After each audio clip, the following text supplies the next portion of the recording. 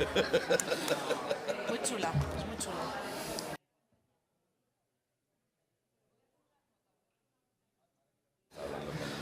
Buenos días.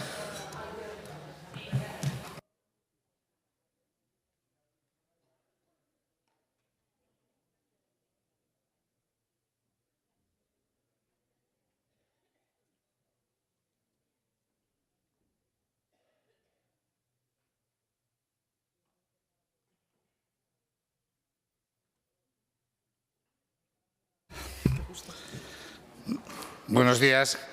Vamos a proceder a la reanudación del Pleno con la interpelación número 1423 relativa a la política general del Gobierno de Aragón en materia de listas de espera, tanto en el ámbito quirúrgico como en el diagnóstico, formulada a la consejera de Sanidad por la diputada señora Marín, del Grupo Parlamentario Popular. Para la exposición de dicha interpelación, señora Marín, tiene la palabra.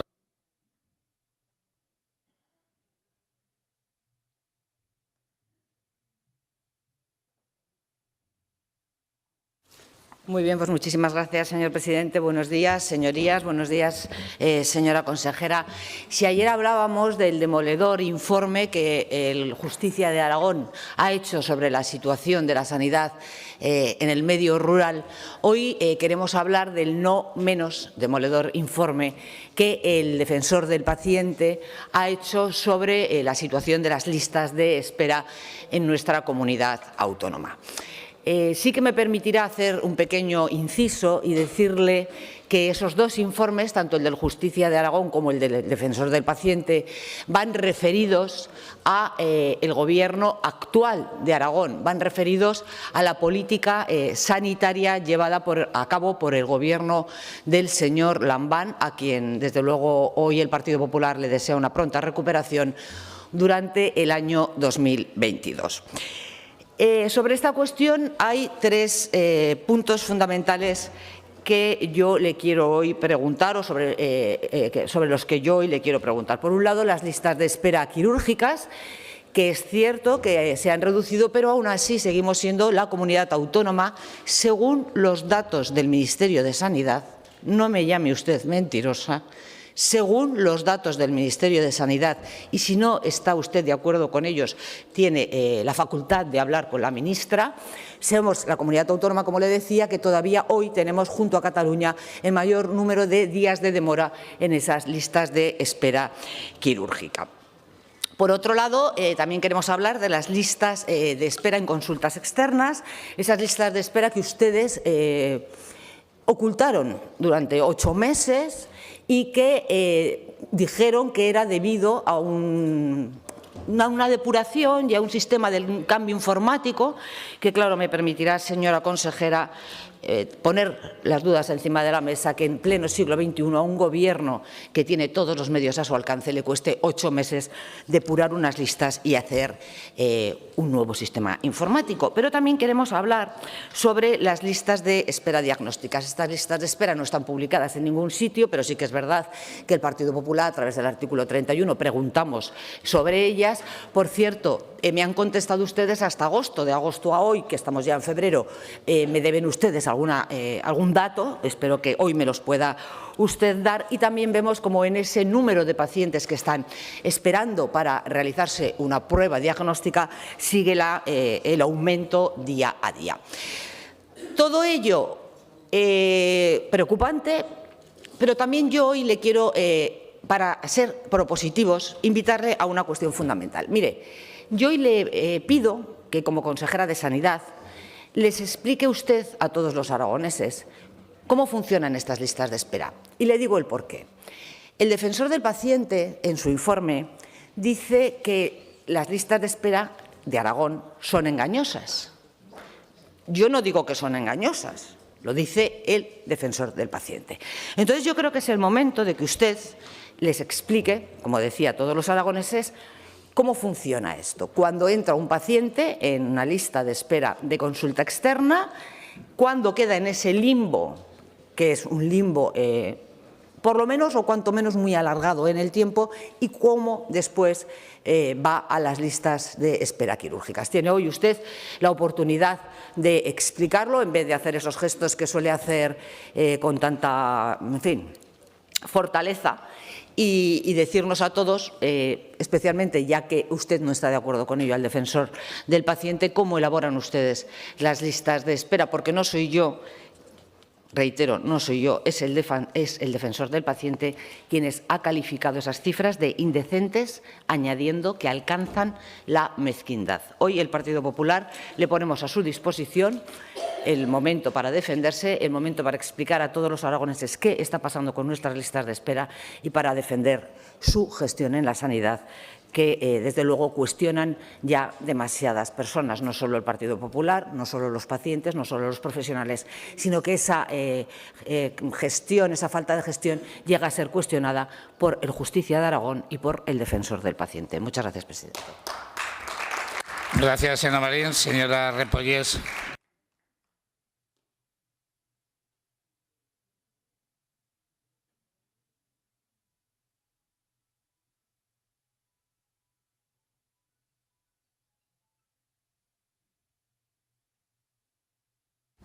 Buenos días.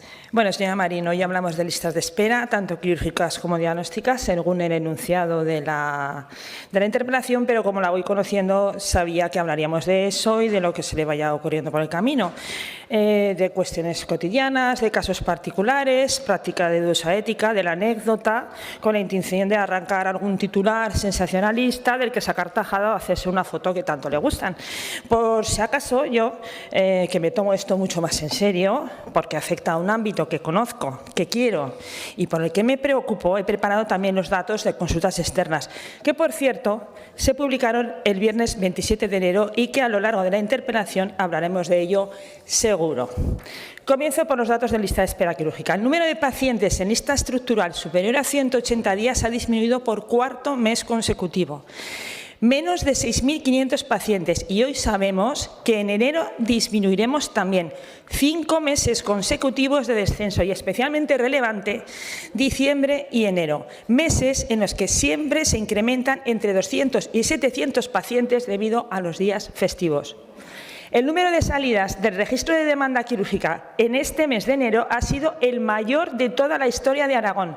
Se han producido 5.767 salidas. Es decir, a pesar de momentos de tensión en el sistema por las sucesivas olas de COVID, ya se ha conseguido cumplir la mitad del objetivo establecido para diciembre de 2023. También es relevante la consolidación de la utilización de quirófanos los sábados, hito histórico en nuestra comunidad. Y le daré un dato. El pasado sábado 4 de febrero se intervinieron 56 pacientes en hospitales públicos de nuestra comunidad autónoma, sin contar con las intervenciones de urgencia.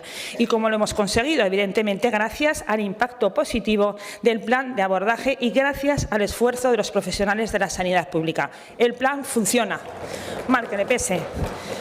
La puesta en marcha de las medidas estructurales incluidas en el plan de abordaje y pese a que la pandemia se mantuvo muy activa hasta mediados de 2022, ha permitido revertir la situación y descender el número de pacientes con demora superior a 180 días en más de un 42%.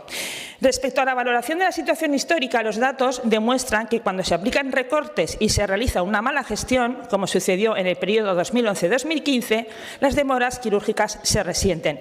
En este periodo se alcanzaron las peores cifras hasta la fecha en Aragón y, por supuesto, sin pandemia. Y paso a la lista de espera diagnóstica. En lo que respecta a las pruebas diagnósticas, existe una gran variabilidad entre hospitales y pruebas. No obstante, dentro de estas diferencias se puede obtener un patrón común. De media, los TAC se realizan en 23 días, menos de un mes desde la indicación. Las citas para resonancia suelen darse a los 103 días, poco más de 3 meses. Las pruebas de radiología convencional en 10 días, mientras que el total de radiología simples de digestivo y genitourinario roza los 36 días y las mamografías en 83. ¿Y cómo lo hemos conseguido? Hay que señalar que desde el año 2016 se han adjudicado 251 equipos de alta y media tecnología, con un precio de adquisición superior a 43 millones de euros que nos ha permitido reducir los tiempos de espera para pruebas diagnósticas. Destacar la adquisición de 32 ecógrafos nuevos para atención primaria, que permiten aumentar la capacidad diagnóstica y permiten reducir el número de derivaciones a hacer pruebas en especializada. Y he de recordar también que durante los años del Gobierno de Luisa Fernanda Rudi no se invirtió ni un solo euro en renovación de equipamientos sanitarios. La tecnología quedó obsoleta e insuficiente. Y concluyó con las consultas externas. A 31 de diciembre de 2022, la espera media de los pacientes que se ven en las consultas externas en los hospitales de salud es de 84,3 días. Esta cifra es casi la mitad de la que había en diciembre de 2021. Según el último informe del Ministerio de Sanidad, que vuelvo a nombrar, 2 de cada 3 consultas con el especialista en Aragón se cita antes de 60 días, 20 puntos por debajo de la media nacional. Justo al revés que Murcia, que 2 de cada 3 consultas se citan más allá de los 60 días, que usted siempre pone de ejemplo en las comunidades del PP. Ahí lo tiene. ¿Cómo lo hemos conseguido? ¿Qué estamos haciendo para reducir los tiempos? Que es lo que usted me ha preguntado. Sin duda, una de las claves ha sido la interconsulta virtual. En los primeros 10 meses del año 2022 se han realizado 500.000 de interconsultas por esta vía, interconsultas virtuales, lo que supone más del 70% de todas las derivaciones desde atención primaria. Más del 80% de estas interconsultas se responden en las primeras 96 horas y entre el 20 y el 25% de estas interconsultas se resuelven por la colaboración entre profesionales, evitando desplazamientos innecesarios de los pacientes. Además, en nuestra apuesta por las consultas de alta resolución destaca el proyecto ARCOV en oftalmología, que nos va a permitir disminuir de forma drástica las demoras en esta especialidad en los próximos meses. Desde su puesta en marcha, en septiembre de 2022, se ha conseguido que más del 80% de los pacientes vistos resuelva su situación en un acto único médico, disminuyendo también las consultas sucesivas y, por lo tanto, mejorando de forma importante la demora en la resolución de sus problemas de salud. Además, hay que añadir que el aumento de la actividad en consultas externas ha permitido reducir las demoras de acceso a las mismas al tiempo que se ha incrementado la oferta quirúrgica para dar respuesta más rápida a aquellos pacientes que estaban esperando una consulta diagnóstica para pasarlos a lista de quirúrgica. Probablemente en mi segunda intervención tendrá alguna sorpresa. Gracias. Gracias, señora Repollés. Señora Marín.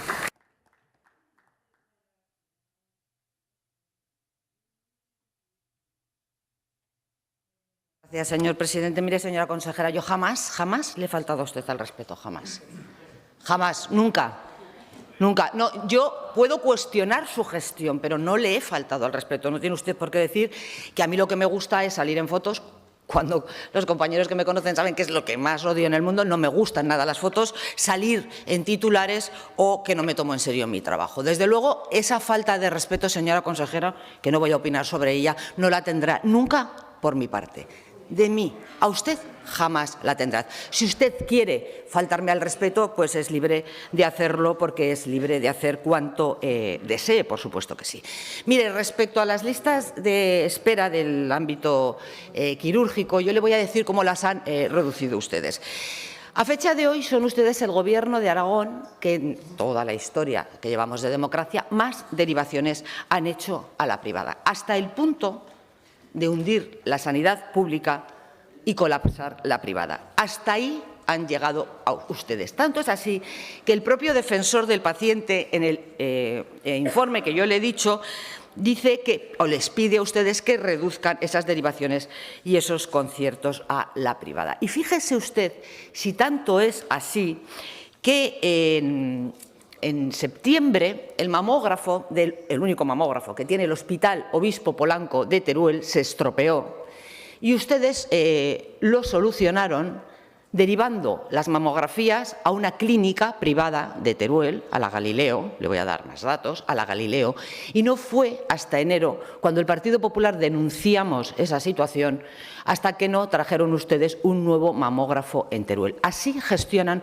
ustedes la sanidad pública, haciendo todas las derivaciones a la privada. Por un lado, la insultan, por un lado, repudian esa sanidad privada, cuando nosotros siempre hemos defendido a la concertación público-privada como una forma de colaboración en sanidad, pero por otro lado la utilizan a su antojo, a su libre albedrío.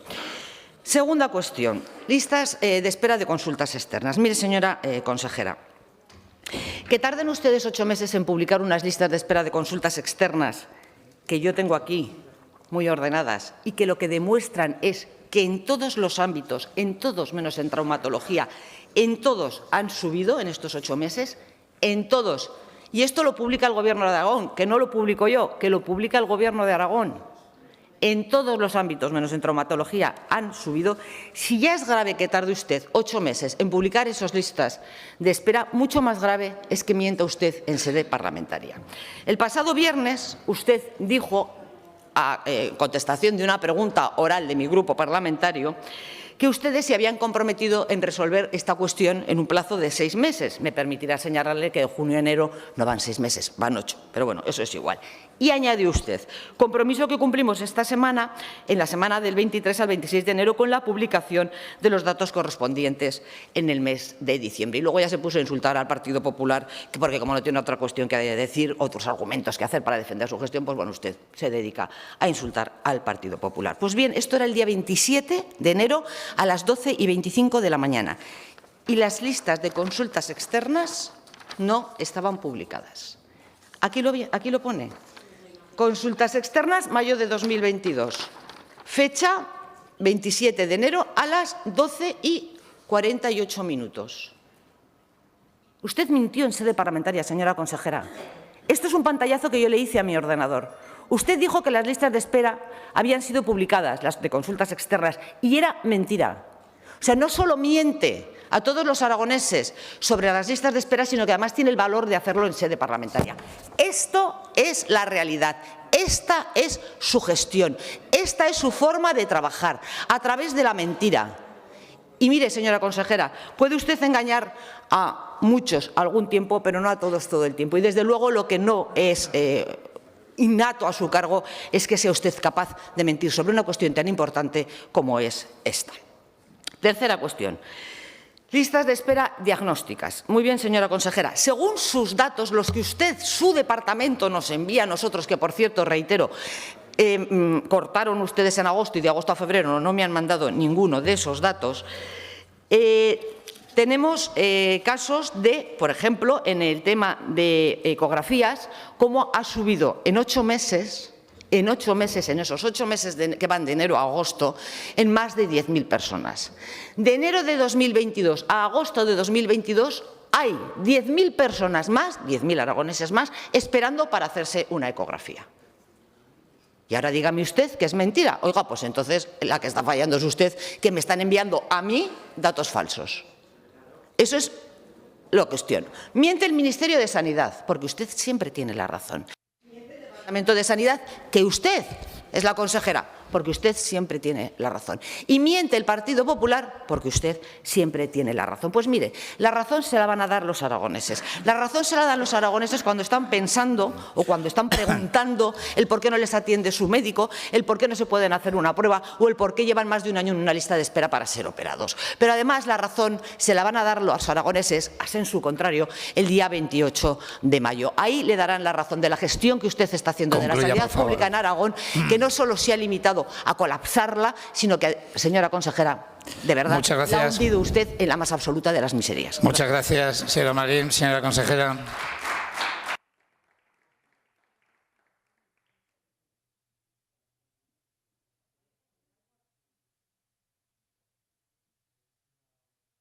Señora Marín, vaya batiburrillo que lleva con las listas de espera diagnósticas.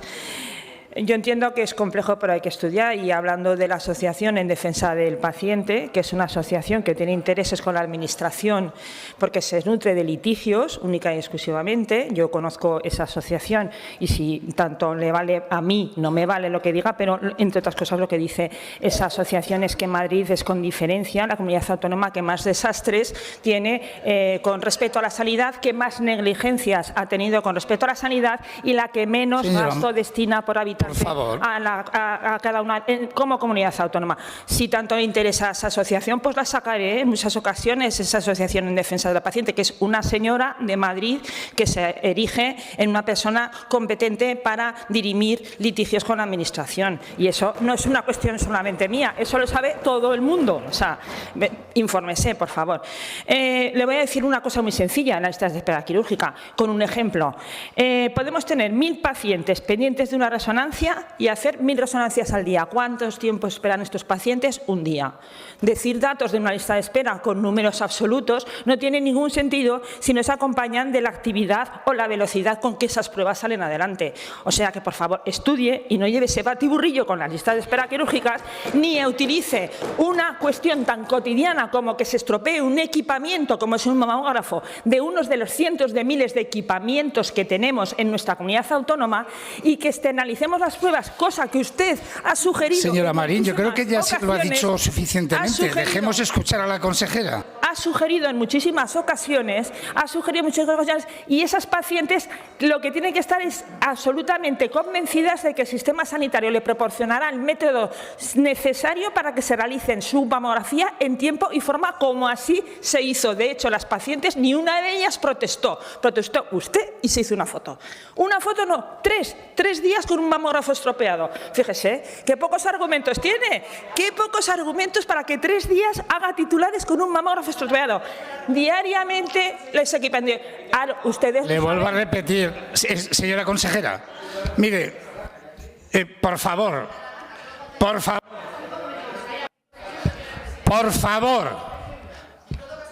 la bancada socialista y la bancada popular. Mire, señora Marín, la señora consejera, no sé si le ha gustado lo que usted ha dicho, pero desde luego ha seguido y atendido respetuosamente en silencio. Intentemos hacer lo mismo y luego comenten lo que quieran. Continúe, señora.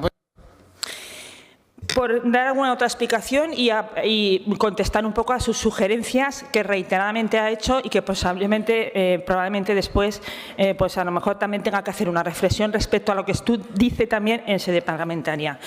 La vez pasada, la última vez que estuvimos en el Parlamento, el último viernes del mes de enero, dio muchos datos sobre pacientes pendientes de una prueba y después el subconsciente le traicionó. Nos acusó de algo que yo creo que no se le ha ocurrido a usted, sino más bien lo ha copiado de algún sitio, de Madrid o de donde sea, de esa comunidad donde el 70% de las citas para consultas se citan más tarde de los 60 días. Y le ha parecido que le sonaba bien. Acusó al sistema sanitario público de hacer literalmente un tapón. Y hoy lo ha vuelto a hacer. Nos acusó de frenar la actividad, de no hacer pruebas ni consultas y así no indicar intervenciones quirúrgicas. Y cito literal, usted, el día 27 de enero, ustedes no hacen las pruebas diagnósticas porque así luego pues no les interesa hacerlas para taponar y hacer ahí un freno frente a las quirúrgicas. Sus insinuaciones dicen más de usted y de su partido que de mí. Como consejera de Sanidad estoy muy preocupada, por supuesto, pero como usuaria y como profesional del sistema sanitario todavía mucho más. Durante más de 30 años he mi profesión en el sistema público y diariamente he solicitado pruebas diagnósticas y he incluido pacientes en la lista de espera como muchos de mis compañeros. Jamás nadie se ha atrevido ni siquiera a sugerir que la capacidad y racionalidad a la hora de solicitar estas pruebas pudiera estar influenciada por ningún otro objeto que el ejercicio libre de nuestra profesión y la capacidad de determinar cómo debemos tratar a nuestros pacientes. Nosotros no cuestionamos las indicaciones de nuestros compañeros, nosotros nos respetamos. La sola idea de pensar que desde la organización o que las autoridades sanitarias pueden influir en la ética y buen hacer de nuestros profesionales en aras de mejorar unas cifras da miedo. Miedo, señora Marín, porque se presentan como defensores de la sanidad. Gracias. Y su perfil les delata. Pretenden destruir lo público para enriquecer a la privada porque ese es su modelo. E insisto, sus insinuaciones dicen más de usted y de su partido que de mí. Un absoluto desprecio y falta de respeto a los profesionales. Gracias. Que ya exhibía el señor Oliván, consejero de Sanidad, perdón, señor presidente, un instante, cuando en el gobierno de Rudy el señor Oliván, cuando nos calificó de mini Bárcenas. ¿Le suena? Es el perfil de su partido. No finalice ya, por favor. De hacer lo que usted haría si pudiera. Gracias.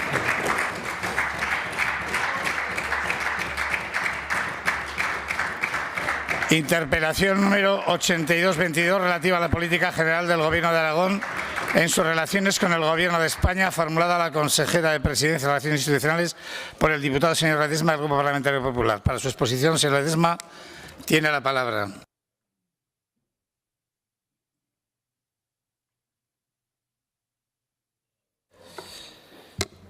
Muchas gracias, señor presidente. Señorías, buenos días. Bueno, señora Marín, ya ve que le ha contestado al pleno de hace 15 días la consejera para intentar salir de esa imagen de soledad tan absoluta que transmitió en aquel pleno y de abandono por parte de sus compañeros de gobierno. Bien, por entrar en la interpelación, el objeto de la interpelación... Al tema, señor Ledesma, al tema. En eso estoy, señor presidente, en eso estoy. Todos... Por favor, señor Guillén, por favor, dejemos la intervención al señor Ledesma, que tiene el derecho como diputado a hacer la intervención que tenga preparada. Bueno. Continúe, señor Ledesma. 9 y 22, 9 minutos y 22 segundos, señor presidente, se lo digo. Bueno, todos sabemos que el Gobierno de Javier Lambán ha optado hace tiempo ya por defender sus intereses exclusivos y mantenerse en el poder. Para eso ha renunciado a defender a los intereses de los aragoneses, especialmente ante el Gobierno de España, ante el Gobierno de Pedro Sánchez. La opción escogida por el señor Lambán es la de total lealtad y apoyo a Pedro Sánchez, tal y como dejó escrito en las redes sociales el propio señor Lambán, pasando con ello por encima de sus responsabilidades con los aragoneses, ¿sí? Renunciando con ello a sus responsabilidades con los aragoneses. De esa total lealtad y apoyo a Pedro Sánchez tenemos varios ejemplos en estas mismas Cortes. A la hora de votar en defensa de los aragoneses, el señor Javier Lambán siempre ha votado lo que le han marcado desde Moncloa o desde Ferraz. Para disimular, dice unas cosas de palabra, pero luego vota estricta obediencia a lo que le mandan desde Ferraz y desde Moncloa. La última vez tenemos el ejemplo con la ley del solo sí es sí, que reduce penas a violadores y agresores sexuales, llegando incluso a excarcelar antes de hora a decenas de ellos, varios de ellos en Aragón. Hoy el último ejemplo viene en la prensa escrita. Solo cuando Pedro Sánchez, acuciado por las encuestas, ha decidido rectificar, entonces y solo entonces el PSOE de Aragón y el señor Lambán también ha empezado a cambiar su postura. Pero hay más ejemplos de esta sumisión, de esta total lealtad y apoyo de Javier Lambán a Pedro Sánchez por encima de los intereses de los aragoneses. El ejemplo no tan lejano de los Juegos Olímpicos. Bien aceptó hacerse la foto el señor Lambán con Pedro Sánchez cuando vino de regreso de Cataluña a prometer que esos Juegos Olímpicos se harían en pie de igualdad entre Aragón y Cataluña. Pero a la hora de reclamarle a Pedro Sánchez el cumplimiento de esa promesa, y que cumpliera imponiendo a Cataluña una candidatura en pie de igualdad entre Aragón y Cataluña, en ese momento el señor Lambán se olvidó conscientemente de aquella promesa y quiso disimular disparando contra los independentistas catalanes. Llegó a escribir una carta o hubo una petición de reunión con Pedro Sánchez de la que nunca se tuvo respuesta ni se tuvo noticias. Y es que tanta sumisión, o como en palabras del señor Lambán, tanta total lealtad y apoyo a Pedro Sánchez, hace que acaben ninguneándole al señor Lambán y, lo que es peor, con ello hace que acaben ninguneándole a todos los aragoneses. Porque los independentistas catalanes estaban y están donde siempre han estado, que es en romper España. Pero el señor Lambán y el señor Pedro Sánchez son quienes no estuvieron en exigir el cumplimiento de esa promesa de Pedro Sánchez, por favor, de la exigencia de una candidatura en pie de igualdad entre Cataluña y Aragón. Otra ocasión flagrante de sometimiento de Javier Lambán a Pedro Sánchez, pasando por encima de los intereses de los aragoneses. Sirvan estos dos ejemplos como una ilustración de cómo lleva el señor Lambán las relaciones entre Aragón y el Estado, en cuanto a las relaciones extrainstitucionales. Pero en el plano institucional no mejora. Tenemos exactamente lo mismo, total lealtad y apoyo a Pedro Sánchez por parte de Javier Lambán. Existen varias comisiones previstas en el Estatuto de Aragón para tratar de las relaciones de Aragón con el Estado. Una de ellas, la Comisión Económico-Financiera Mixta, que prevé negociar o pactar inversiones del Estado en nuestra comunidad, no se ha reunido nunca. Es cierto que en el último gobierno de Mariano Rajoy, con el secretario de Estado aragonés Roberto Bermúdez de Castro y con el gobierno Lambán I, decidieron avanzar para intentar lograr que se reuniera esa Comisión Económico-Financiera.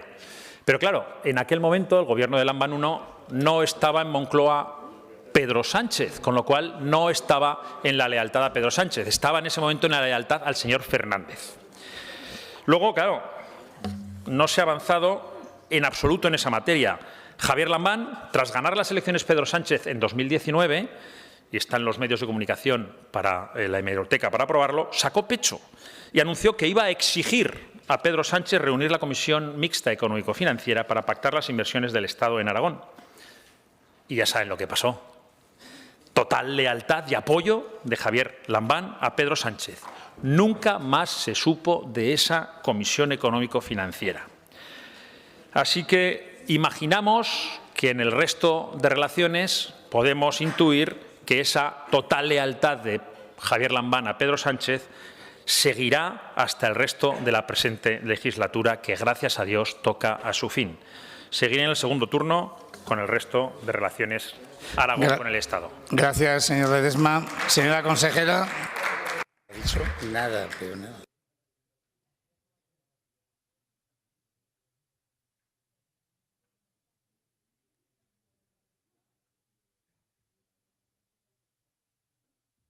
Gracias, presidente. Pues voy a ser muy breve, señor Ledesma, porque como no he entendido nada de lo que ha dicho y no sé realmente al fondo de la cuestión que quiere usted llegar, solo le voy a aclarar tres cosas y le voy a conceder el beneficio de la duda para ver si en la segunda intervención es capaz de explicar lo que quiere y si realmente lo que le interesa son las relaciones entre el Gobierno de Aragón y el Gobierno de España y las cosas que entre esa relación hemos ido consiguiendo en Aragón. Pero decía usted, señor Lambán, lealtad a Sánchez, y por otro lado dice, como no se lleva bien con Sánchez, el Gobierno de España castiga a Aragón. A ver, una cosa o la otra. Pero lealtad, sí, le digo, señor Ledesma, y hablo por el señor Lambán, lealtad a Sánchez, sí. Sumisión, nunca. Sumisión, nunca. ¿Qué es lo que tiene el Partido Popular fundamentalmente? Si es una sucursal de Génova, pero si lo vemos cada día. Mire, el señor Azcón decía lealtad y apoyo del señor Azcón a Pablo Casado. Hete aquí que en cuestión de horas de Pablo Casado se pasó a Alberto Núñez Feijóo sin dar ningún tipo de explicación. Pero eso es efectivamente lealtad. Lealtad a una persona, no, lealtad al líder de su partido que siempre ha demostrado el Partido Popular en Aragón. Recuerdo al señor Lanzuela que le dijo al señor Aznar: aquí estamos, Aragón, úsenos, señor Aznar. Ese es el planteamiento que ha tenido toda la vida el Partido Popular cuando ha gobernado. Recordaba usted una comisión bilateral del señor Bermúdez de Castro y del señor Guillén cuando era consejero de Presidencia y el señor Lambán. Efectivamente, ¿sabe quién tuvo que incluir ese punto de la Comisión Económica del artículo del Estatuto de Autonomía donde establece y reconoce esa comisión? ¿Sabe quién lo tuvo que incluir? El señor Rajoy, a una llamada del presidente Lambán, porque ustedes eran incapaces de molestar al Gobierno de España, al señor Rajoy. Yo, francamente, señor Ledesma, le digo, me ha dejado perpleja. Habla de los Juegos Olímpicos, habla de los Juegos Olímpicos, y claro, dice usted, el señor Sánchez vino aquí a decir que iban a ser unos Juegos en pie de igualdad. Y el señor Lambán es la única condición que puso, tras intentarlo por tierra, mar y aire. ¿Cuál ha sido el resultado? No se han celebrado los Juegos Olímpicos porque efectivamente descubrimos que no era en pie de igualdad. Aquí, ¿dónde está la sumisión o la lealtad a los intereses de esta tierra, señor Ledesma? Bueno, le doy la segunda oportunidad para ver si soy capaz de entender, seguramente será fallo mío, lo que quiere usted decir. Gracias, señora Pérez. Señor Ledesma.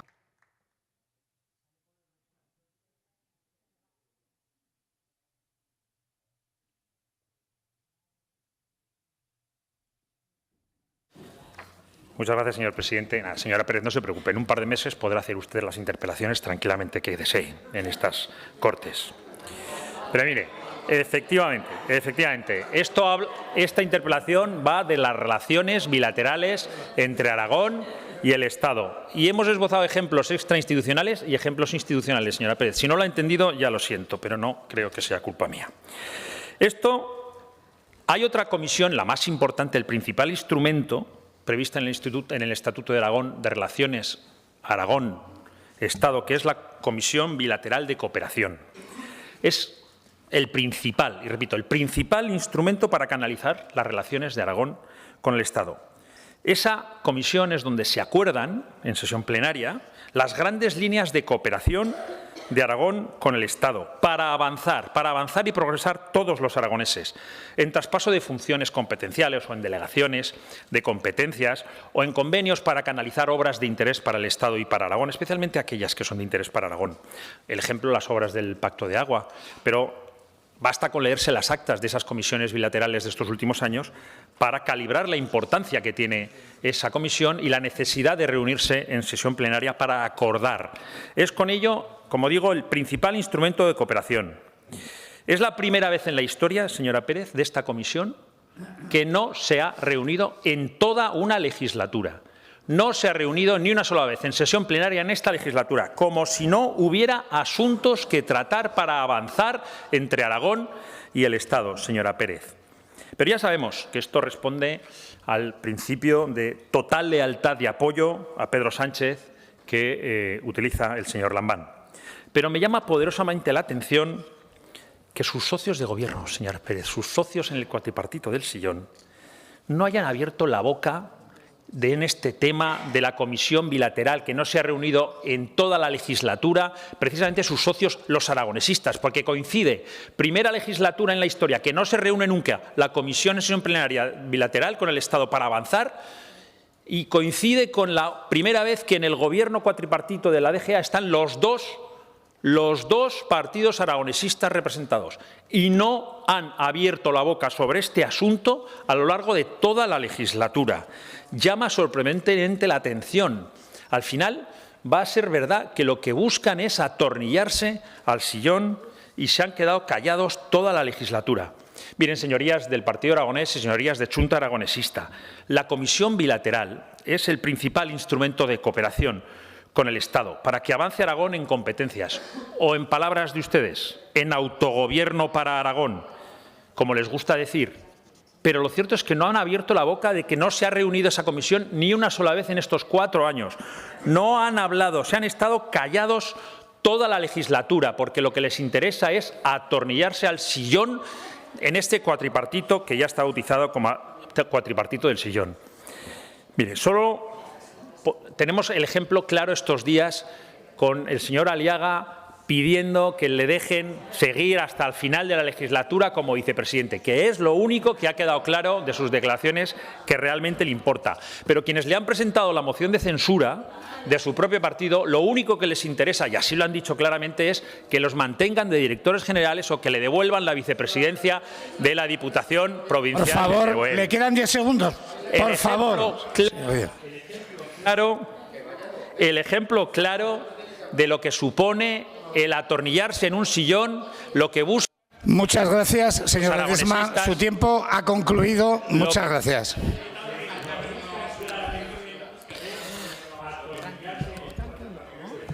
Muchas gracias.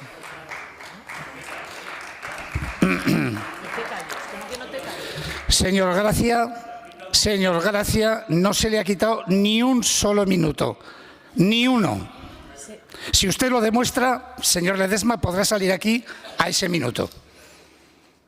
¿Se le ha quitado un minuto?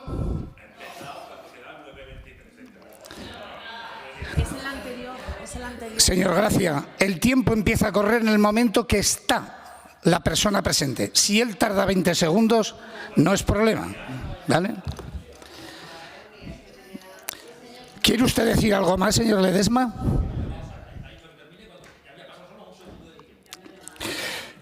Mire, le digo por qué lo he hecho, porque ya no estaba en el tema, porque si no suelo ser muy generoso. Mire, señor Ledesma, señora Pérez, ¿quiere sentarse otra vez? Señor Ledesma, ¿quiere tener 30 segundos?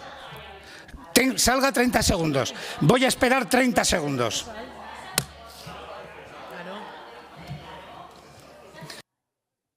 Llevan 10 segundos.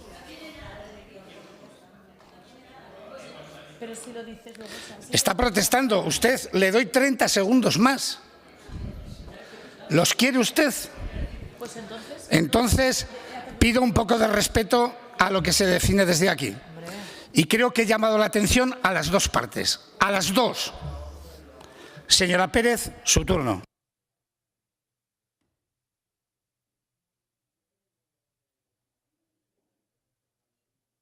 Gracias, presidente.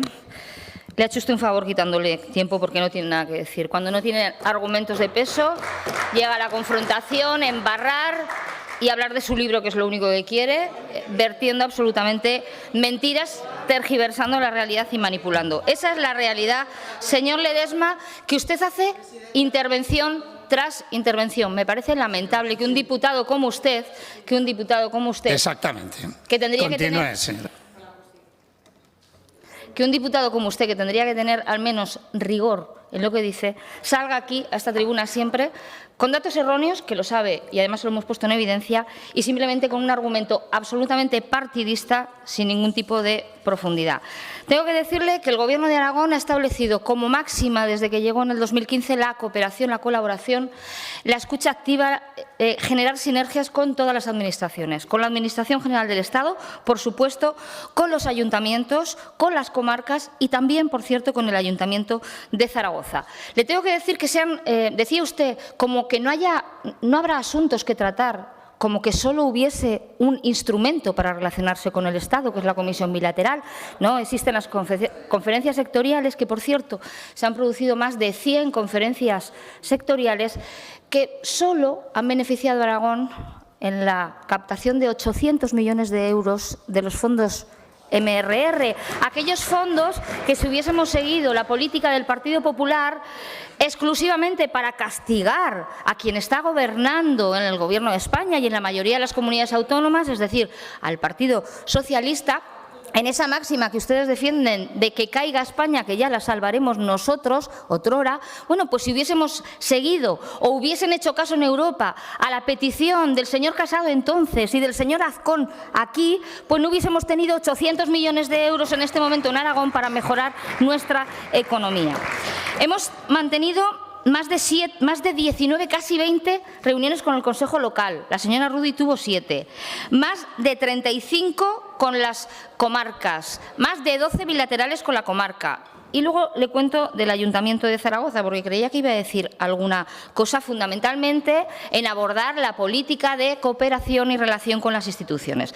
Pero le voy a decir otra cosa, señor Ledesma. Nosotros no hacemos las cosas por cumplir. No hacemos las cosas como toca, vamos a hacerlas, la foto, y sobre todo no hacemos las cosas para perjudicar los intereses de Aragón. Y le voy a refrescar 3 cosas, ya que ustedes han puesto nuevamente en la actualidad, han resucitado la figura de la señora Rudy como una líder ejemplar. Válgame la Macarena, señor Ledesma, con los recuerdos que tenemos en Aragón de la señora Rudy como presidenta del Gobierno de Aragón. Ya que ustedes la han actualizado, le voy a recordar las 3 bilaterales que tuvo la señora Rudy cuando gobernó. Ya le he dicho que tuvo que el señor Rajoy, el que tuvo que incluir en la comisión bilateral un punto porque ustedes no se atrevían. Pero le voy a decir los 3 acuerdos a los que llegó la señora Rudy. Uno, para poder tener reuniones telemáticas. Bien, para no moverse. No se movía mucho, de Zaragoza salía poco, pero está bien. Ese fue un acuerdo, un gran acuerdo que los aragoneses han sentido como un beneficio propio. Segundo, curiosamente, bueno, lo de Teruel es que con el Partido Popular lo de Teruel tiene tela. Y tenemos hoy al señor Feijóo hablando de despoblación en la provincia de Teruel, que precisamente con Rudy era una sangría absoluta de pérdida de población y que hemos logrado frenar a través de las políticas públicas y de la economía. Bien, señora Susi, por favor. Lo que hicieron por favor. No, usted sí que no la van a poder votar en Teruel. No sé si en Huesca. Y yo me someteré a mis militantes para ver si quieren que los represente. Por cierto, ustedes no, ustedes digital, como saben. Pero eso está muy bien. Eso es su legitimidad, allá ustedes. Otro acuerdo, señora, esto no sabrá usted de qué hablo, pero ¿sabe lo que hizo la señora Rudy? Devolver 25 millones de euros que tenía el Gobierno de Aragón para hacer la elevación de aguas del Ebro a Andorra, devolverlo a Madrid y quedarnos sin el proyecto. Ese fue un gran acuerdo de la Comisión Bilateral. Y la tercera, también en Teruel, qué casualidad, me caché la mar, rehabilitar el Fondo de Inversiones de Teruel. ¿Saben lo que es eso? el Fondo de Inversiones de Teruel, que en el año 13 quitaron del presupuesto general del Estado porque les ha molestado absolutamente siempre y fruto de la presión de la sociedad turolense estuvieron obligados a incluirlo. Y claro, como tenían que hacer alguna foto en esa comisión bilateral, pues dijeron, venga, vamos a recuperar el Fondo de Inversiones de Teruel, con lo cual reconocían que le habían quitado, pero los dejaron tocado de muerte, porque como eliminaron la plurianualidad, pues nos costó, señor Guillén, ¿se acuerda usted?, en la comisión bilateral del 17, negociar con el Gobierno de España cómo devolvíamos 50 millones de euros de inejecución del Gobierno de la señora Rudy, que afortunadamente llegamos a un acuerdo para intentar que los 50 millones no salieran directamente de las arcas de la comunidad autónoma y fuéramos imputándolo año tras año para, insisto, el impacto de sus políticas causaran los menos daños posibles a la comunidad autónoma. Y dices, bueno, además la comisión bilateral, ¿para qué puede servir? Para defender las inversiones en los presupuestos generales del Estado. Bueno, vamos a ver. Analizamos cuál ha sido el balance de la señora Rudy en las comisiones bilaterales y la inversión del Estado con esta comunidad autónoma. Bien, pues se lo encontró con un 3,71 de inversión en Aragón y en las negociaciones de estas comisiones bilaterales, que usted dice que es muy importante, lo dejó con el 3,12. Bien, buen acuerdo, señor Ledesma, buen acuerdo. ¿Qué volvió a hacer Aragón con respecto a Madrid? Bajarse los pantalones, como siempre ha pasado en esta comunidad autónoma cuando el Partido Popular ha gobernado. ¿Qué pasó en los presupuestos del 21? Sin bilateral, señor Ledesma, pues que hemos subido a un 4,3. Sin bilateral, señor Ledesma, fíjese. Por lo tanto, le digo que nosotros no hacemos las cosas por cumplir o por hacernos la foto. La estrategia del PP la sabemos: desacreditar, polarizar, confrontar, por supuesto neutralizar ningún avance en Aragón, no sea que se vaya a llevar el beneficio el Partido Socialista. Y, hombre, ustedes lecciones pocas, porque tienen en su mano convocar una comisión bilateral el Ayuntamiento de Zaragoza con el Gobierno de Aragón. ¿Por qué no la convocan? ¿Por qué no son ejemplarizantes en lo que usted está diciendo? ¿Sabe por qué? Porque incumplen sistemáticamente todos los acuerdos. El Ayuntamiento de Zaragoza está embarrando absolutamente la polémica de las relaciones entre Ayuntamiento y Gobierno porque han sido incapaces de cumplir sus acuerdos. Claro, y vemos que ahora mismo nos llevan al contencioso por 6.000 euros. Después de pagar 26 millones de euros del tranvía, 6.000 euros son un elemento, desde luego, tan necesario para confrontar y para llevar a los tribunales. Concluya, señora Pérez. Señor Ledesma, más coherencia y, sobre todo, más defender los intereses de Aragón al margen de lo que sea. Gracias, señora Pérez. Interpelación número 1623 relativa a la política general del Gobierno de Aragón en materia de pago a proveedores de la Administración de la Comunidad Autónoma, formulada al consejero de Hacienda y Administración Pública por la diputada señora Susín del Grupo Parlamentario Popular. Para ello tiene la palabra. Gracias, presidente. Se ha olvidado usted, señora Pérez, de los 14 millones que hubo que pedir un préstamo para devolver los fallecidos de la dependencia que ustedes estaban cobrando. Buenos días, señor consejero. Desde 2019 el Gobierno de Javier Lambán solo ha cumplido 5 meses el periodo de 30 días de pago a proveedores. Aunque ustedes intenten reiteradamente desviar la atención hacia el gasto sanitario… Oiga, escuchen a su diputada. Tampoco Continúe. la Administración General de la Comunidad Autónoma ha cumplido el periodo de 30 días, solo lo ha hecho 5 meses desde 2019. Y desde el mes de agosto la comunidad está superando el plazo máximo de 60 días. Y uno de los focos del problema, no vamos a negarlo, es el Servicio Aragonés de Salud, que no solo no ha cumplido ni un solo mes desde 2019, sino que alcanza ya una media de 83 días, que son muchos más con facturas pendientes de pago desde 2015. Tantas veces como le hemos preguntado en estas Cortes por este tema, que les recuerdo no es baladí, porque de que ustedes paguen en tiempo y forma, como les gusta decir, depende la viabilidad de muchas empresas aragonesas. Tantas veces como le hemos preguntado, usted nos ha dicho que está tomando medidas. Pero la realidad es que el 28 de diciembre recibió usted una carta del secretario de Estado de Hacienda que le requería 3 cosas. En primer lugar, que destine mensualmente un importe mínimo de 175 millones de euros para pagar facturas, que haga el favor de tramitar e imputar las facturas al presupuesto para pagar, que de eso es de lo que estamos hablando, y que arbitre las medidas para garantizar la cobertura puntual de los pagos. En definitiva, le dicen a usted que pague o que el siguiente paso será la intervención. La pregunta es, ¿cómo lo van a hacer? Por quinta vez desde el mes de junio, señor Pérez Anadón, ¿qué medidas va a tomar para pagar a los proveedores? Porque doblamos la media nacional. Y eso quiere decir que los proveedores aragoneses no cobran y están financiando al Gobierno de Javier Lambán en un momento de crisis económica en el que las administraciones deben ser cumplidoras y dotar de liquidez al sistema económico. Por quinta vez desde junio, ¿qué medidas va a tomar para pagar las facturas? Así de simple. Gracias. Gracias, señora Susín. Señor consejero.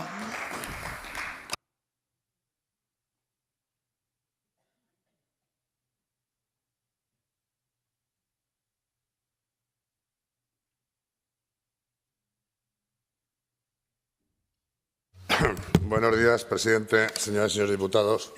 Me formula hoy de nuevo una interpelación sobre la política general del Gobierno en materia del pago a proveedores la portavoz del Partido Popular. Como he explicado reiteradamente, no se trata de un problema de liquidez, sino un problema de procedimiento. Sin ir más lejos, así lo afirmé al mismo grupo político y a la misma portavoz el último día que hubo oportunidad, es decir, en la última sesión de Parlamento que hubo, reiterándole hoy la preocupación de este consejero por este asunto que nos ocupa. La mía, en cualquier caso, preocupación sincera.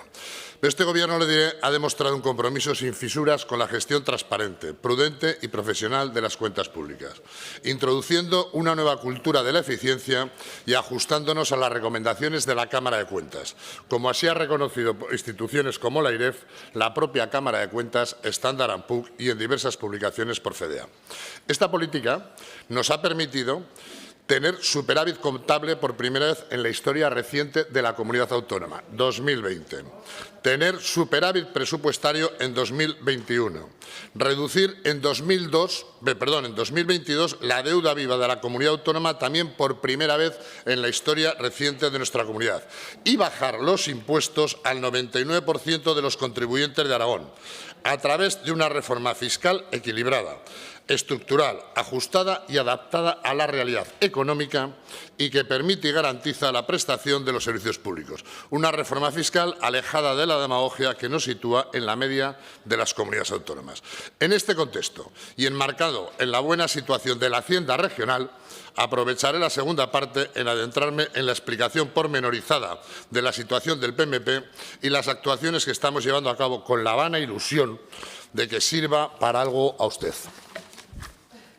Gracias, consejero. Señora Susín.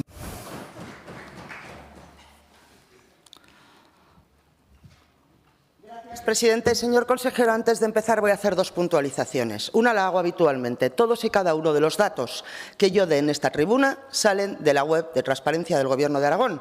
Por si se le ocurre acusarnos de mentir, como ayer hizo la consejera de Sanidad con un informe del Justicia y de la Cámara de Cuentas. Eso por un lado. Y por otra parte, y refiriéndome también al último pleno, si usted pone palabras en mi boca, póngalas, por favor, textuales y entrecomilladas, porque usted puso en el último pleno, y tiene la costumbre de hacerlo, palabras en mi boca que yo no dije. Señor consejero, nada nuevo. Esto que me acaba de decir y que supongo que me dirá después con la vana ilusión de que yo me entere, me lo dijo en el último pleno. Y me lo ha dicho tantas veces como se lo he preguntado desde junio, cuando la interventora general de la comunidad autónoma ya advirtió que esto iba a pasar. Y yo no me enteraré, pero es que el resultado de junio aquí es el mismo. De momento, primer aviso del Ministerio de Hacienda. Y usted, como buen taurino, sabe que al tercer aviso el toro vuelve a corrales. Y en este caso, la amenaza es la intervención de la comunidad autónoma. Mire, señor Pérez Anadón, que la gestión de este Gobierno es desastrosa nos quedó claro en la intervención de la interventora cuando nos planteó muy gráficamente la falta de herramientas de gestión. Estuvo a punto de dejar los trastos de matar encima de la mesa de comisiones. La Administración aragonesa sigue en 2023 punteando las facturas con manguitos, señor consejero, mientras se usa dinero destinado a la modernización y digitalización de la Administración a pagar nóminas o a rehabilitar residencias o colegios del Partido Socialista en vísperas de elecciones. Pero además, la gestión de este Gobierno es tan desastrosa que, a pesar de haber contado con más ingresos extras de la historia de Aragón, convencida de que supera los 1.200 millones de euros, y lo veremos cuando se presente la cuenta general. Pero no solo eso. Es que ustedes en 2020 y en 2021, como he dicho antes, recibieron más de 900 millones de euros de un fondo COVID, de los que destinaron más de 300 a tapar agujeros. Destinaron más de 300 a pagar facturas pero que muy antiguas, que aunque no han querido dármelas, bajo la excusa de que ese dinero era incondicionado e iba a caja única, están colgadas en la web de transparencia, solo hasta 2020, qué casualidad. Los gastos imputados a presupuestos posteriores han dejado de publicarse a partir de 2020. ¿Por qué, señor consejero? ¿Por qué ya no podemos conocer qué facturas se dejan de pagar y se pagan con presupuestos posteriores? Bien, ustedes en 2020 pagaron con fondos COVID, se los voy a decir porque las he contado, 76.698 facturas. Si es mentira, es su mentira, porque están colgadas en la web de transparencia, que se remontaban a 2016. Y no estamos hablando de grandes proveedores con importes muy importantes, como dice el señor Lambán. Es que ustedes aprovecharon el dinero del COVID para pagar facturas de taxi de 20 euros, que debían desde el 17, por ejemplo. Es que ustedes les debían dinero no solo a proveedores, les debían dinero a taxistas, a pequeños autónomos, años enteros sin pagar impuestos a todos los municipios de Aragón donde hay un edificio propiedad de la DGA, o los recibos de comunidades de propietarios en todo el territorio aragonés. Y, por cierto, lo de la delegación territorial de la DGA en Huesca y del Salud en Huesca, háganselo mirar, porque miles de estas facturas correspondían y corresponden a pequeños proveedores o prestadores de servicios de la provincia de Huesca, que llevaban años sin cobrar facturas insignificantes para la Administración de 20, 30, 40 euros, pero importantes para las cuentas de estos prestadores de servicios. Y destaco Huesca porque de una lectura pormenorizada de esas más de 76.000 facturas, una gran mayoría corresponden a la provincia de Huesca, así que háganselo mirar. Y estoy hablando de 2020 y de 2021, que ustedes recibieron extra, que destinaron a tapar agujeros, pero que hoy hay facturas todavía pendientes de pagar desde 2015. Pero ¿sabe qué es lo más doloroso para todos estos pequeños empresarios y autónomos que llevan años esperando cobrar 20 euros del Gobierno de Aragón? Lo más doloroso es que mientras tienen que endosar su deuda a los bancos para garantizar su viabilidad, o esperan pacientemente a cobrar, o incluso ya han quebrado o cerrado sus puertas o se han jubilado, lo más doloroso es que mientras el Gobierno de Javier Lambán se financia a costa de todos ellos, usted hoy aquí vuelve a presumir de superávit. Eso es lo más doloroso. Pues pague. Yo no puedo presumir de superávit si debo. Yo no puedo presumir de superávit en mi casa si debo dinero por ahí. Permítame que le recuerde lo que le dijo la Cámara de Cuentas. La Cámara de Cuentas, no el Partido Popular. Mientras usted presumía de superávit, los proveedores aragoneses endosaban 86 millones de euros a los bancos a costa de comisiones para poder cobrar. Eso sí, ellos pagan comisiones y usted sale beneficiado porque le mejora el promedio de pago. Pero es que además, mientras usted presume de superávit, la Cámara de Cuentas le ha dicho a usted que excedió las cantidades del FLA destinadas al pago de proveedores y además no pagó. Lo dice la Cámara de Cuentas, señor consejero, no el Partido Popular. Y a usted el Ministerio le obligó, la Ley de Estabilidad, le obligó a amortizar deuda con esa sobrefinanciación. Así que deje de presumir de superávit cuando sigue debiendo facturas desde 2015. Y deje de presumir de amortización de deuda porque no lo ha hecho por convicción. lo ha hecho por obligación. Usted tuvo que destinar el excedente, la sobrefinanciación, a amortizar 128 millones de deuda del FLA y 68,13 millones para la financiación del déficit. No sé si lo recordará usted, pero yo sí. Yo ese mes de septiembre le dije, qué extraño, un socialista presumiendo de amortizar deuda. Ya hemos conocido la razón, le obligó la Ley de Estabilidad Presupuestaria por haberse sobrefinanciado a costa del FLA, que era para pagar a los proveedores. Y lo que tiene delito, sin pagar las facturas que debían, que para eso era dinero del FLA. Y voy acabando. Me queda tiempo, señor presidente.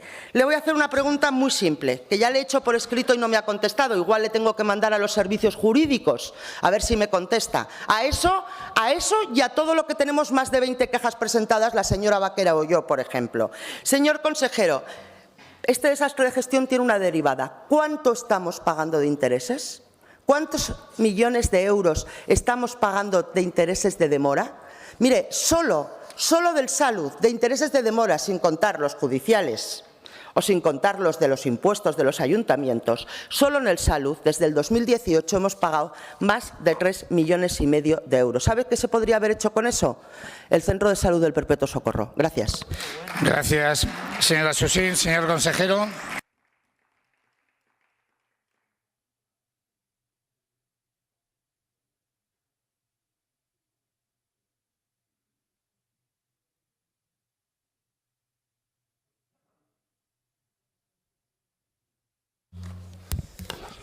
Ese dinero que dice la señora Susín, que emplearlo para el perpetuo socorro, sería con el dinero que hemos tenido que pagar de los médicos que ellos echaron y hemos tenido que indemnizar nosotros. Y encima lo hubiéramos llenado de médicos, cosa que con ustedes no se puede. Bueno, pero observamos en cualquier caso cómo ha sido la intervención de la señora Susín y lo poco que tiene que ver con el PMP. No ha dicho nada del PMP. Mire, por mucho que adopte usted un tono apocalíptico, desaforado, no puede ocultar la realidad de lo que acabo de detallar. Como usted bien dice, le voy a dar solo datos oficiales, como a usted le gusta decir. Le voy a dar una serie de datos porque seguro que se va a alegrar. Mire usted, dentro de la mala situación, el PMP en diciembre fue de 58,50 días. Reconozca que vamos en la buena dirección. El global del Gobierno de Aragón, sin contar con el Salud, ascendió a 21,34 días. Estará conmigo que estamos mejorando, ¿no? Y la Administración General de la Comunidad Autónoma, es decir, todo sin ese departamento, fue de 18,19 días. Reconózcalo, no pasa nada por reconocerlo y además lo tiene también usted en la página de transparencia. Mire, cuando en mayo empezamos a tomar medidas para reducir el PMP, el importe de las facturas pendientes, estoy dando todo el rato datos, no como usted apreciaciones, del pago de Salud suponía el 93,82% del total de las facturas que tenían más de 60 días, mientras que las de la Administración General del Estado eran el 3,94 y el 1,79 correspondía al IAS y el resto a los demás organismos públicos de la comunidad. En diciembre, las facturas pendientes de pago del Salud de más de 60 días suponen el 98,57% del total. La Administración General se ha reducido al 0,92 y el IAS al 0,47. Pero mire, señoría, tampoco el Salud espera 80 días a pagar, que es lo que de una manera sesgada y torticera transmite en cada una de sus intervenciones. En diciembre, el Salud pagó 11.301 facturas por importe de 75 millones de euros con un máximo de 30 días. El promedio, por lo tanto, 15,26 días. De hecho, el Salud ha pagado en promedio 20.856 facturas de casi más de 90 millones de euros en menos de 30 días. Esto es, el Gobierno de Aragón ha pagado en diciembre, en promedio inferior a 30 días, 36.064 facturas por valor de casi 211 millones de euros. Pero tampoco es verdad que el Salud se financie a costa de las pequeñas empresas. Y me interesa que aquí no haya ninguna duda, por lo menos bien intencionada. Los pagos a proveedores se realizan siguiendo un sistema diseñado que determina la prelación de los pagos, atendiendo a su función social y a su vulnerabilidad, y que permite no paralizar los pagos también a los proveedores de mayor volumen. Esta prelación de pagos se estructura de la siguiente manera. A ver, señor Solís, si se le queda algo. En primer lugar, atendiendo al tipo de empresa. Se prioriza a los proveedores que por circunstancias justificadas tienen mayor prioridad de pago, pueda ser el banco de sangre, y seguidamente y por este orden las empresas de economía social, los empresarios autónomos, las administraciones locales, las empresas públicas, las empresas en general y finalmente las grandes empresas. En segundo lugar, otro de los criterios es atendiendo a la actividad que desarrollan. Así se priorizan aquellos en los que los recursos humanos tienen mayor importancia, limpieza, seguridad, transportes o son suministros esenciales. El resto de actividades después y finalmente la industria farmacéutica. En tercer lugar, y de acuerdo con el volumen de negocio del ejercicio anterior, de este modo se priorizan los pagos primero hasta 100.000 euros, después de 101.000 a 500.000, luego de 500.000 hasta 2 millones y finalmente aquellos de volumen superior a los 2 millones de euros. Las facturas pendientes de pago son de grandes multinacionales farmacéuticas y usted lo sabe bien. El periodo medio de pago a proveedores a las personas profesionales autónomas con datos del Salud oscila entre los 100 días en el caso de mayor importancia en el peso de recursos humanos y los 15,29 días en caso de suministros esenciales.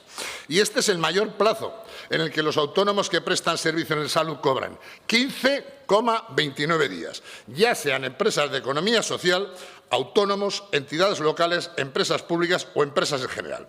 Cuando en la actividad que desarrollan tiene una gran importancia el peso de los recursos humanos o los suministros esenciales, el periodo medio de pago a proveedores es en todos casos inferior a 20 días. Mire, de todas las facturas pendientes de pago, a más de 60 días se concentran en grandes empresas. Más del 90% del importe pendiente de pago se concentra en 55 empresas y el 65% del importe total se concentra en 15 empresas con un volumen de negocio, todas ellas superior a los 2 millones de euros. Le diré, por no decir toda la lista, primera de la lista, Janssen, 12.114.000. Última de la lista, Bayer, 2.250.000 euros. Esas son las 15 que, si quiere, se las puedo facilitar.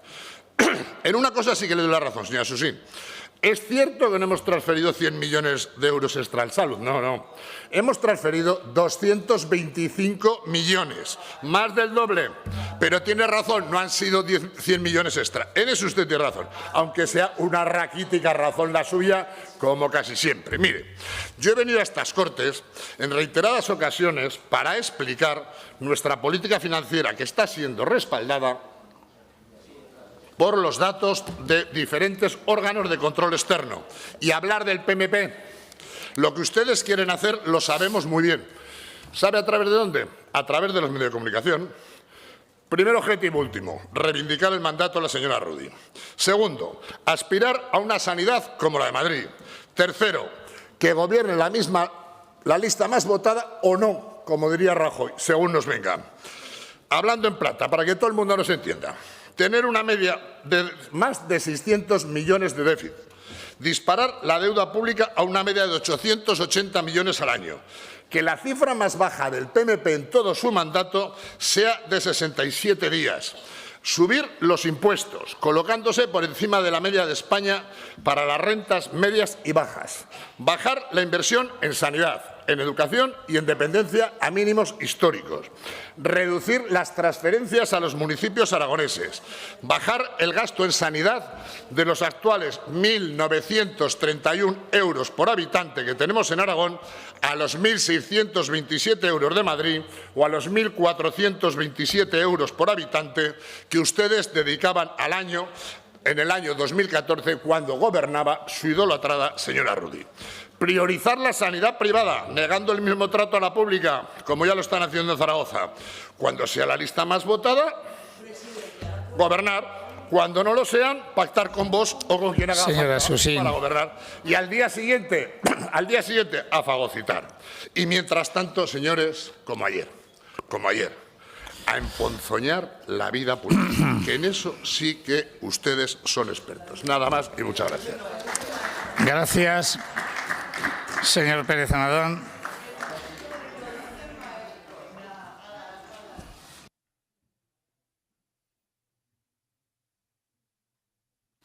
Veo que ya podemos continuar. Continuamos.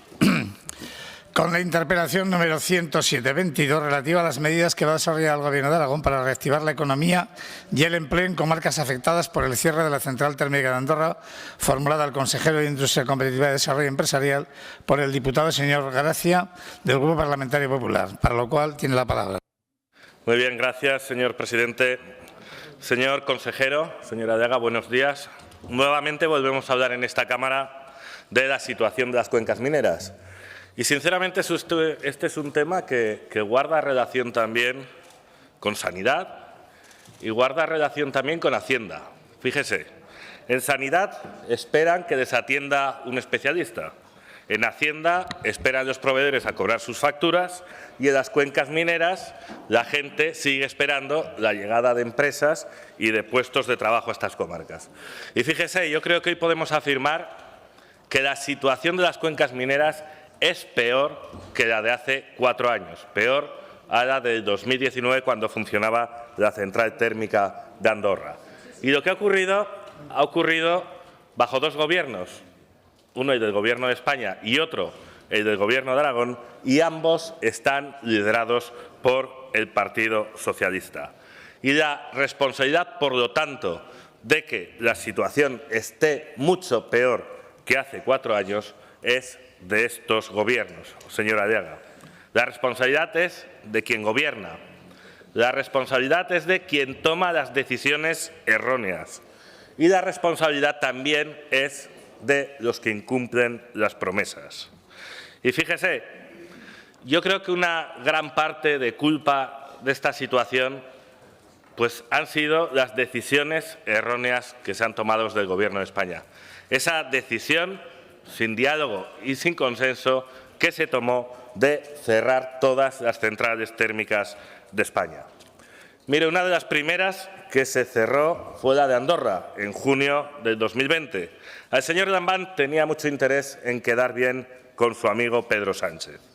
Entre 2020 y 2021, el Gobierno de Sánchez ha cerrado 9 centrales térmicas en toda España. Y ahora, después de las recomendaciones de la Unión Europea para que se vuelva a generar energía eléctrica con carbón para reducir la dependencia del gas, parece que el Partido Socialista se ha tomado un breve descanso en ese objetivo de seguir dinamitando todas las centrales térmicas de España. Señor consejero, estamos de acuerdo en que hay que avanzar hacia un proceso de descarbonización, hay que apostar por las renovables, pero este proceso se debería haber llevado a cabo con responsabilidad.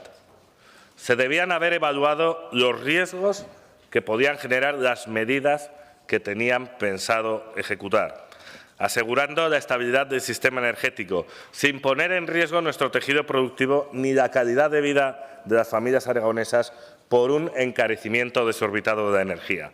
Y, sobre todo, este proceso de transformación energética debería haberse realizado con planes de transición que hubieran garantizado el mantenimiento de la actividad económica y el empleo en aquellos territorios que se han visto afectados precisamente por el cierre de las centrales térmicas y que también es precisamente el objeto de esta interpelación. Y, señora Daga, el Gobierno no ha cumplido ninguno de sus objetivos. No han sabido evaluar los riesgos que se iban a generar como consecuencia de las decisiones que han tomado. Nuestro sistema energético está en riesgo y en estos momentos se han paralizado los desmantelamientos de las centrales térmicas.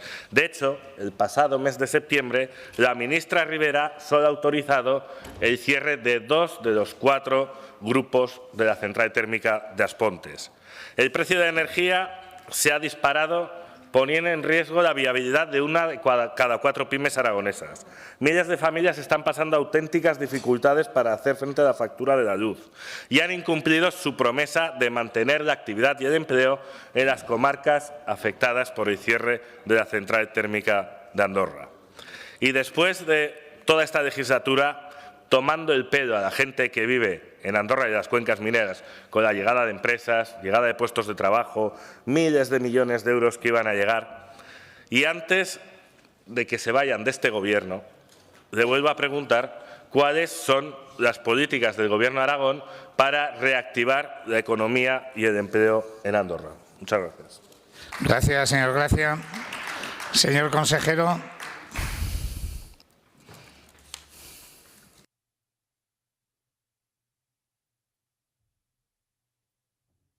Señor presidente, buenos días, señorías.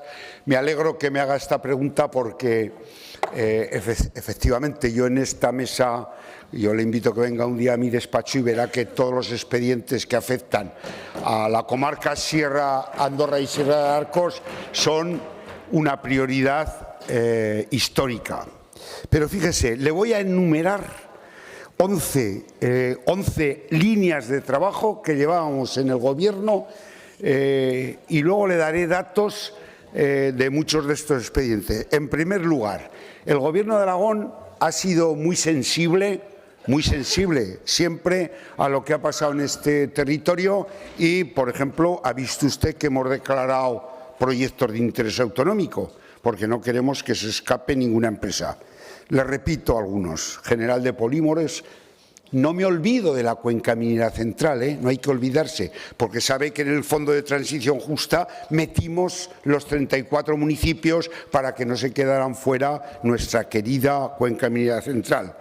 General de Polímeros, Oxaquín, Thermowaste, J20 Forest, el gran proyecto de Ariña que visitamos afortunadamente con esa ministra con la cual yo presumo de buena relación, o el proyecto de Arcillas de Vesco, es decir, todos los proyectos que podemos captar y que se pueden instalar en Andorra los estamos atendiendo. Lógicamente yo no anuncio otros que hemos tenido contactos y que de momento pues están decidiendo. Incluso algún compañero suyo de Barbastro está muy enfadado conmigo porque el proyecto que va a Andorra, estuvimos reunidos con esa empresa en Barbastro y decidieron ir a cuencas mineras. Entonces, para que vea usted si me tomo en serio esta cuestión. Segundo, importante, el nudo Mudéjar. Usted ha dicho muchos datos de centrales, pero el primer nudo de España, qué casualidad, el de Aragón. Algo mandaremos en Madrid, algo pintará el señor Lambán o yo mismo con la propia ministra, que el primer nudo que sale a concurso de España y ya está resuelto es de Aragón. Y segundo, aún no ha salido ninguno más. Es decir, que con los temas de la crisis de la energía de Ucrania, etcétera, etcétera, el primero, 1.500 millones de euros de inversión, 1.800 megavatios de proyectos que hay que desarrollar en 6 años de un calado tecnológico y social espectacular. Lo ha visto usted, tecnológico con producción de hidrógeno, con hibridación, con funcionamiento en síncronos de generación, en fin, tecnológico digo una vez más y tal. Tercer tema. Hombre, el convenio de transición justa ya lo hemos firmado y ahí tengo en el Boletín Oficial del Estado de 22 de diciembre salen ya bases para 2 convocatorias de proyectos grandes de empresas y pequeños. Sigo. El fondo. ¿Lo ha visto usted en el presupuesto que presenté en las Cortes? 21,4 millones de euros en el IAF, de los 91,7. Es decir, nos estamos tomando muy en serio esta cuestión. Sigo. Sabe que están en ejecución 21 proyectos de infraestructuras en todos los ayuntamientos, algunos que gobierna usted. En Calanda, por ejemplo, hay 15 millones de euros en actuaciones. No hay zona en el territorio de Aragón que tenga tantas posibilidades. Me mira, ¿verdad? Me mira la Ribagorza, que me piden siempre que tengamos allí un plan miner, un FITE y otras cosas. No hay zona, no, señora Oroz, no hay ninguna zona. En Illueca me lo piden, en Illueca también me lo piden. Entonces, fíjese, 15 millones de euros donde el Gobierno de Aragón pone el 25% en aquel plan miner. Ayudas a la restauración ambiental. Incluso estamos haciendo eso con 6 millones de euros, que aunque hubo minería, también está Mequinenza y nos ocupamos también de dejar las cosas arregladas. En el FITE ha visto las convocatorias, se las conoce bien usted, ¿no? Incluso cuando usted gobernaba en Alcañiz, pueblos limítrofes, no limítrofes, 122 proyectos, 14 millones de inversión. Fíjese, apúnteselo, el turismo. ¿Sabe que en la comarca de Andorra, Sierra de Arcos, hemos puesto en 3 años este humilde consejero de turismos 490.000 euros para que desarrollen otra actividad alternativa? Digo del fondo FITE, de los fondos de turismo. Por ejemplo, un plan de sostenibilidad turística de 3 millones de euros para la comarca. Me piden en la comarca del Bajo Aragón otro, pero no hay para todos y lo hemos centrado en la comarca de Andorra. En comercio, 32 expedientes y un proyecto de trascendencia europea, que es de interés comunitario de producción de hidrógeno para hidrógeno de fertilizantes verdes. Qué casualidad que va a Teruel también, a Cuencas Mineras, que está promocionado por el grupo, este gran grupo, como saben, que es el grupo Tervalis. Y no me dejo el otro gran proyecto de Forgasa de fertilizantes, donde hay más de 85 empleos haciendo con los carbones pobres en carbón y ricos en materia orgánica, fertilizantes con tecnología. Yo creo, de verdad, señor Suso, hay en el Gobierno de Aragón no solo el consejero de Industria, el consejero de Economía, que me pone también los presupuestos, la consejera, el consejero de Hacienda, ha visto que en el presupuesto del departamento están contempladas todas estas líneas y yo creo que, lógicamente, todo no lo podemos resolver en un día, pero está muy bien atendida esa comarca, muy bien atendida y, desde luego, que no vamos a dejar de atenderla y en eso puede estar tranquilo. Gracias, señor Aliaga. Señor Gracia.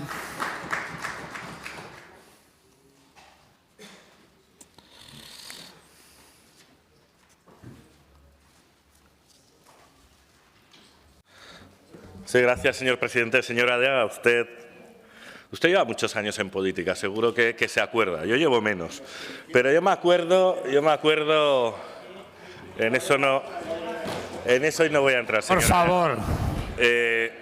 Yo me acuerdo perfectamente cuando yo no estaba en política, y llegaban las elecciones y me acuerdo en casa y la gente decía, ahora seguro que inauguran colegios, inauguran residencias, ahora se van a inaugurar las carreteras porque llegan las elecciones. Pero, señora Aliaga, ojalá antes de las elecciones usted fuera a Andorra a cortar muchas cintas, Ahora no. Ahora el Partido Socialista ya no corta cintas antes de las elecciones. Ahora hacen anuncios. Por favor. Ahora lo que les gusta es hacer anuncios como en Andorra. Anuncian que van a llegar empresas, millones, empleo para todos. Miren, ¿se acuerdan en mayo del 2019, señora Pérez, usted que es de Teruel? Una semana antes de las elecciones municipales y autonómicas, fue con el señor Lambán a Andorra a decir que iban a llegar 5 empresas y se iban a crear 230 empleos.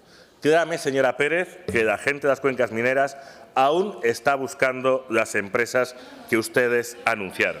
Pero esto es algo habitual, señora Pérez. Vamos a seguir. Mire, ministra Rivera, del Partido Socialista, en 2018 dijo que la central térmica de Andorra no se cerraría hasta que hubiera un plan de transición justa. Una ministra del Gobierno de España. Pues esa ministra también engañó a todas las gentes de las cuencas mineras. La central térmica de Andorra se ha cerrado y los convenios de transición justa no estaban firmados. Pero el señor Lambán tampoco se ha querido quedar atrás. El señor Lambán también anunció en febrero de 2020 la firma de los convenios de transición justa para el mes de marzo y tampoco se firmaron. Señora Aliaga, usted al final aquí vuelve a anunciar empresas, como hizo en mayo del 2019 el señor Lambán. Y es cierto, algunas han ido y muchas han llegado mientras funcionaba la central térmica de Andorra. Andorra llegó a Andopac, Andorra han llegado ampliaciones de empresas como Gres Aragón y la térmica estaba funcionando. Y, señora Aliaga, las empresas que usted dice que van a llegar y algunas que se amplían hubieran llegado igual si hubiera cerrado la central térmica de Andorra o no se hubiera cerrado. Y miren, ustedes, entre sus méritos, señorías del Partido Socialista, yo creo que al final pueden sentirse orgullosos, ¿no? Entre sus méritos en la provincia de Teruel está el de haber conseguido que un territorio próspero, como estas comarcas mineras que generaban empleo y riqueza, pues bueno, las han convertido en los territorios que más población están perdiendo de toda Aragón. Y es que la central térmica de Andorra llegó a generar el 40% del Producto Interior Bruto de la provincia de Teruel. Señora Diaga, para que hubiera habido transición justa en Andorra, los convenios de transición justa se debían haber empezado a ejecutar el mismo año o antes de que se cerrara la central térmica de Andorra. Eso hubiera sido una transición justa para las cuencas mineras, pero no se ha hecho. Y la gente de estas comarcas están hartas. Están hartas porque han dinamitado su mayor fuente de riqueza, porque no hay plan alternativo, no hay trabajo, están perdiendo población. Los jóvenes han perdido también la ilusión de tener un futuro en estas comarcas, de poder desarrollar sus proyectos de vida cerca de sus familias. Y lo peor de todo, este Gobierno sigue perdiendo el respeto por todos los que viven en esas comarcas. Si les tuvieran un mínimo respeto, no les hubieran mentido una y otra vez sobre la llegada de empresas y sobre los puestos de trabajo. En un mes aproximadamente se disuelve esta Cámara y se va a disolver con un nuevo fracaso en la hoja de servicio de este Gobierno de Aragón. Aún se están enviando, como hace pocos meses, el borrador del convenio de transición justa. Concretamente, en noviembre creo que lo reenviaban y en noviembre se lo solicitó por escrito el Partido Popular. Señora Diaga, aún estamos esperando que nos dé una copia de ese convenio. Así de bueno debe ser que lo tienen que esconder. Y ahora, señora Diaga, puede seguir en su segunda intervención a presumir de empresas, puede venir también a presumir de los convenios que publicaron precisamente ayer, pero convenios que no tienen nada que ver con la transición justa. Son los convenios del Plan Miner y son actuaciones, oiga, pues para cambiar el alumbrado o para mejoras en un centro de interpretación. Al final son proyectos que no tienen absolutamente nada que ver con lo que es la transición justa y el mantenimiento de la actividad y el empleo en estas comarcas. Ustedes han incumplido sus promesas. No es algo habitual, es algo, yo creo que habitual en la provincia de Teruel.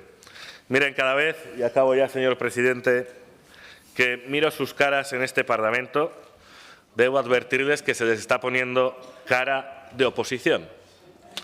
Y miren, yo creo que la oposición es un espacio idóneo para su partido, porque la oposición es el único espacio que pueden ocupar en esta Cámara y un espacio en el cual les va a ser muy difícil seguir perjudicando a la provincia de Teruel y a todos los aragoneses. Muchas gracias. Gracias, señor Gracia. Señora Aliaga.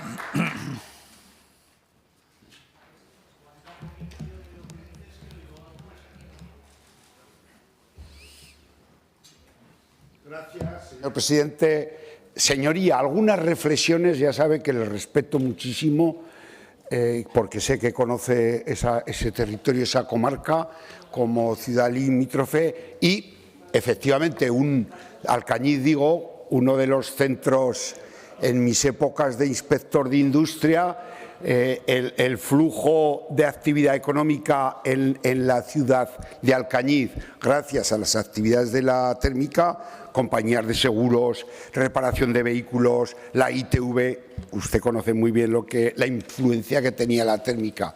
Pero yo me atrevo a aventurar que con los proyectos que hay del nudo de transición, Alcañiz recuperará, ya verá, yo creo que mucho más de lo que ha perdido la térmica.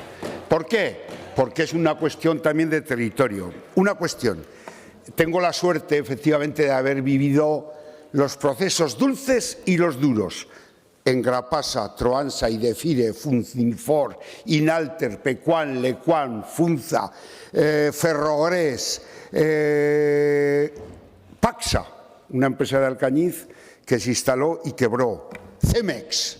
¿Quién se equivocó? ¿Quién se equivocó, señor Suso? ¿Quién se equivocó? ¿Tan tontos son los empresarios de invertir en ese territorio, crear empleo y la crisis de la construcción se los llevó por delante? Luego, hemos hecho siempre todo lo que hemos podido. Mire, una cuestión importante respecto a población. Lógicamente, ya lo dije una vez, en la comarca Andorra y Sierra de Arcos, en el 18, según los datos que me pasan, había 9.890 personas viviendo. Ahora hay en enero hay 9.547.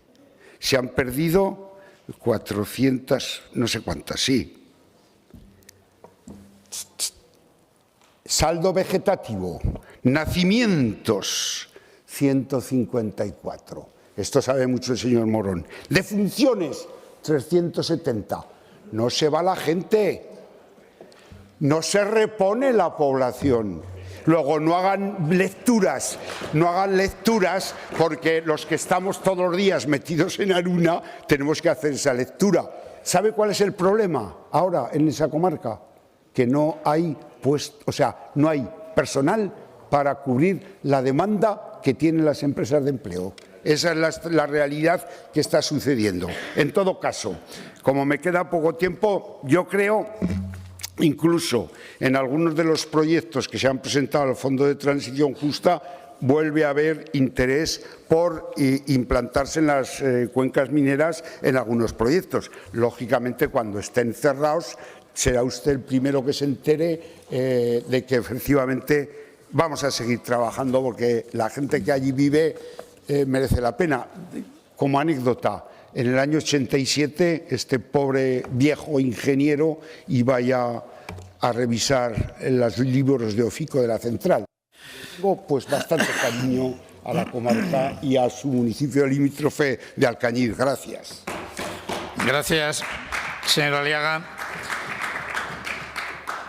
Pregunta número 7323, relativa a la eficiencia energética de la Ciudad de la Justicia de Zaragoza, formulada a la consejera de Presidencia y Relaciones Institucionales por la diputada señora García, del Grupo Parlamentario de Ciudadanos. Señora García, tiene la palabra. Sí, gracias, señor presidente. Buenos días, señora consejera. Su departamento, a través de la Dirección General de Justicia, tiene puesto en marcha un programa de adecuación bioclimática de energía fotovoltaica en los espacios judiciales de la comunidad autónoma. En ese programa se hablaba de que a final del año pasado, del año 2020, se iban a hacer estas instalaciones en el edificio Expo de Zaragoza, en Fraga, en Jaca y también en el IMLA, en el Instituto de Medicina Forense. Lo cierto es que las últimas noticias que nos vienen, en concreto del edificio Expo de Zaragoza, donde están ubicados los juzgados, es que la temperatura alcanza la máxima de 17 grados y que hay una humedad interesante. Por tanto, mi pregunta es, por un lado, si realmente se iba a poner en marcha a final del año 22 y se ha puesto en marcha, evidentemente no funciona. Y si no se ha puesto en marcha, ¿qué medidas se van a adoptar precisamente para paliar ese déficit de temperatura y ese déficit de humedad? Porque, desde luego, si el programa lo que perseguía era, por un lado, el ahorro de energía y, por otro lado, el acomodo térmico, ni una cosa ni la otra se ha conseguido. Muchas gracias. Gracias, señora García. Señora consejera. Gracias, señor presidente. Señora García, efectivamente, desde la Dirección General de Justicia, como usted dice en su exposición y ahora mismo en el desarrollo, se ha puesto en marcha un plan de instalaciones fotovoltaicas apoyada con fondos MRR de recuperación y resiliencia en aquellos edificios que disponían de cubiertas propicias para ello. Durante el 2022 se han puesto en marcha 3 instalaciones fotovoltaicas, juzgados de Fraga con una inversión de 120.697 euros, los juzgados de Gea y los juzgados de la Almunia. La gestión de contratación, tengo que decir que ha retrasado la puesta en marcha de otras 7 instalaciones que tenemos previsto ejecutar y que van a iniciarse en la primavera, cuando también las condiciones climatológicas y atmosféricas lo puedan permitir. De ellos cabe destacar precisamente la prevista en la Ciudad de la Justicia, con una potencia de 262 y una inversión de casi 290.000 euros. En paralelo, como bien ha dicho, se ha puesto en marcha el plan de ahorro energético que nos requiere el Gobierno central y con el que las temperaturas deben limitarse a 19 grados para actividades sedentarias. Gracias, señora consejera. Señora García. Gracias, señora consejera, por las explicaciones. La verdad es que me deja bastante más tranquila, porque pensar que se hubiera ejecutado la instalación a final de del año 22 y que la situación que hubiera en los juzgados de Zaragoza fuera esa, pues realmente era preocupante. Lo cierto es que el edificio Expo es un edificio de unas características muy especiales y habrá que tener en cuenta en los pliegos de condiciones y en la contratación que ustedes realicen las características a las que me refiero, porque es cierto que es un edificio que no tiene ventilación natural estructural, las ventanas no se pueden abrir, con lo cual la humedad se acumula y es uno de los problemas que están teniendo. Usted hablaba del ahorro energético, efectivamente hay que llegar a los 19 grados, pero como le he comentado, ahora mismo en muchas de las zonas, no solamente en los grandes pasillos, sino incluso en los despachos, se estaba alcanzando los 17 grados. ¿Cuál es el problema de eso? Que de ahorro energético, por un lado por la temperatura será, pero no es así porque la contrapartida es que dentro de las propias oficinas se estaban instalando pequeños calefactores, que eso supone no un ahorro energético, sino todo lo contrario. Por tanto, visto que realmente no se ha ejecutado esa climatización de los edificios Expo, ahora ya solo me queda decirle que tengan en cuenta la particularidad del edificio, que realmente esa climatización asegure el ahorro energético y también una buena climatización para las personas que ahí trabajan. Muchas gracias. Gracias, señora García. Señora Pérez. Sí, como siempre le agradezco el tono y sobre todo la preocupación sincera que denota en su pregunta. Nosotros tenemos una monitorización de las salas, para controlar efectivamente la temperatura. Usted lo ha dicho, el edificio no es fácil, tiene mucho acristalamiento que permite que entre el sol, pero también hay espacios en el que no tienen sol y por tanto hay que analizar y cumplir con la normativa. Le voy a poner un ejemplo. En estos días de tantísimo frío que hemos tenido, de mucho cierzo, en mi despacho había 16 grados porque las ventanas no cierran bien y desde luego yo creo que de alguna manera esa supervisión constante tiene que estar prevista. Yo lo único que le digo es que creo que el plan de eficiencia energética es bueno porque es ahorro energético, ahorro económico y sostenibilidad y desde luego lo que tenemos que asegurarnos con nuestros técnicos, que creo que desde luego están comprometidos con la confortabilidad también de los funcionarios, en garantizar esas buenas condiciones, cumpliendo, como digo, la norma y en aquellos casos concretos que usted detecte, y le hago la invitación, que usted detecte que no se están cumpliendo y que realmente las condiciones no son las deseadas, como siempre le digo, que me lo traslade. Gracias, señora consejera. Continuamos con la pregunta 8623 relativa al grado de ejecución del presupuesto del Instituto Aragonés de la Mujer, formulada a la consejera de Presidencia y Relaciones Institucionales por la diputada señora Sainz, del Grupo Parlamentario Popular. Señora Sainz, tiene la palabra. Gracias, presidente. Buenos días, señora Pérez. ¿Cuáles son los motivos y a qué se debe el bajo grado de ejecución del presupuesto del Instituto Aragonés de la Mujer destinado a la lucha contra la violencia de género? Gracias. Gracias, señora Sainz. Señora Pérez. Gracias, presidente. Pues, señora Sáenz, creo que le voy a dar una buena noticia, espero que se alegre, y un pequeño consejo. Decía San Francisco de Sales que lo que se hace con precipitación nunca se hace bien. Obrad siempre con tranquilidad y calma. Y en materia de ejecución presupuestaria es muy recomendable y fundamentalmente en un apartado en el que tienen convenios con otras administraciones y sobre todo se nutre de la financiación del Estado por parte del Pacto de Estado y en este caso por parte de los fondos europeos. Le puedo decir que a partir de un crédito definitivo, no el inicial. Con el inicial estaríamos rondando el 100% de la ejecución, pero con el definitivo, con las incorporaciones precisamente que en conferencia sectorial se van aportando, le tengo que decir que a 31 de diciembre, de 14,5 millones que tiene el presupuesto definitivo, estaban 9,6 millones, es decir, casi el 66%. Pero si incorporamos un pequeño matiz, que son los fondos MRR, que son plurianuales y que son 22 y 27, y que en el 22 además pusimos el 70% del presupuesto, fundamentalmente para los 3 centros de crisis que vamos a abrir en las 3 provincias, pero que el 23 queda todavía para ejecutar, le tengo que decir que elevaríamos el porcentaje al 85%.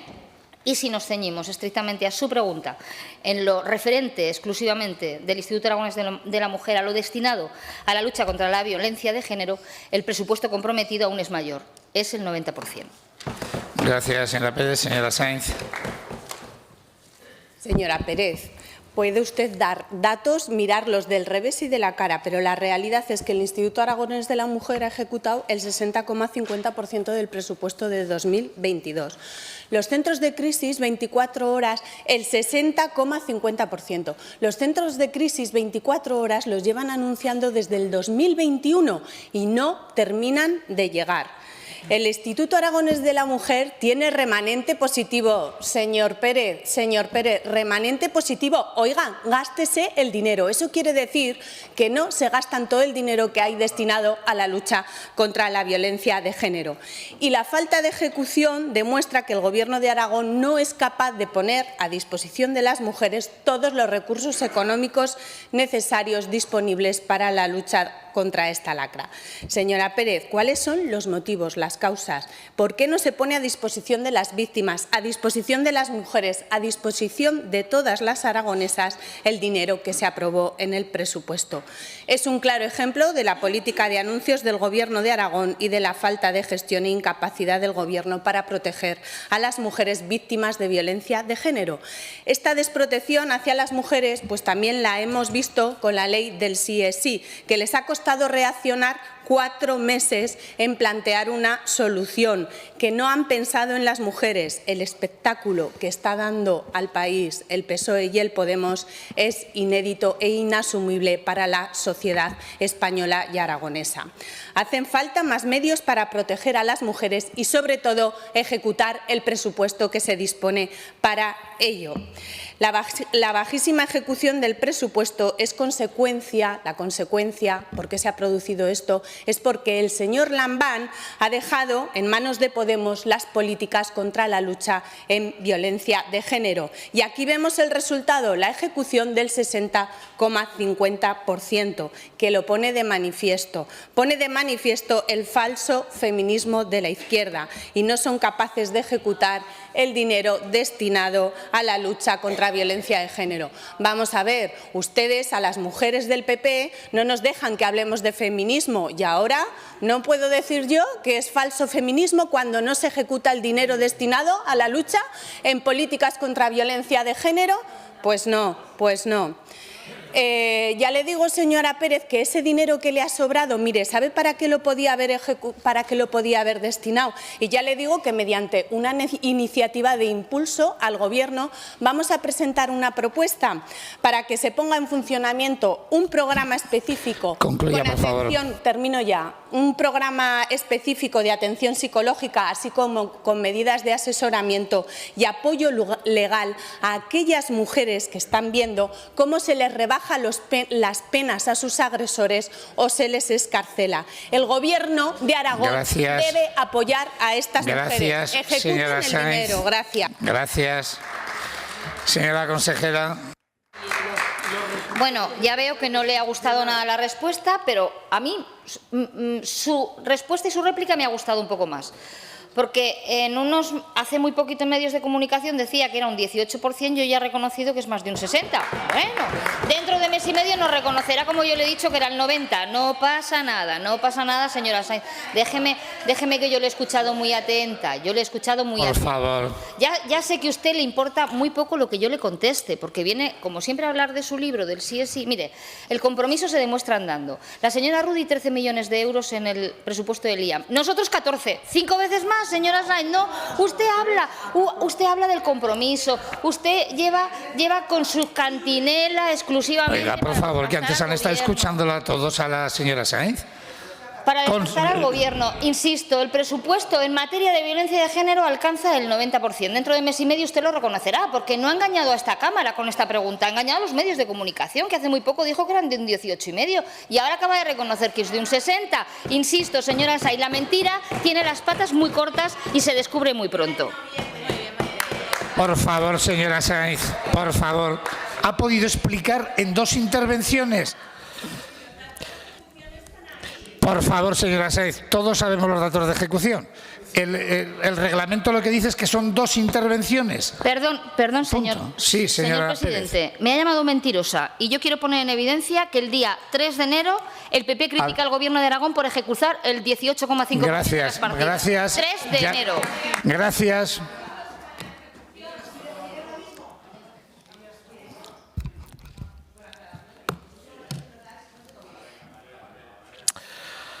Ay, Dios mío.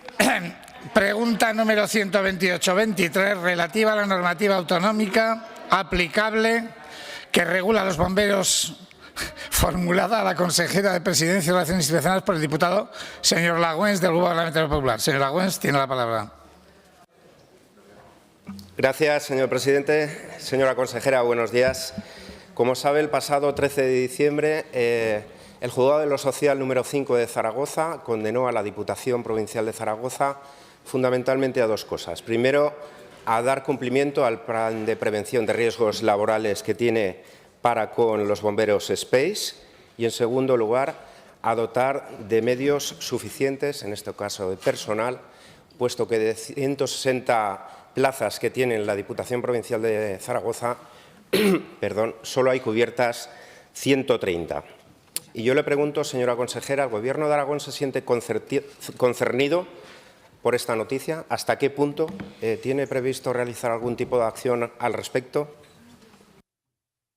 Gracias, señor Lagüens. Señora consejera. Gracias, señor presidente. Bien, señor Lagüens, me pregunta como consejera de Presidencia y Relaciones Institucionales por una sentencia que afecta a otra institución, que no es este Gobierno, y sobre la prestación de un servicio que no es competencia de la comunidad autónoma.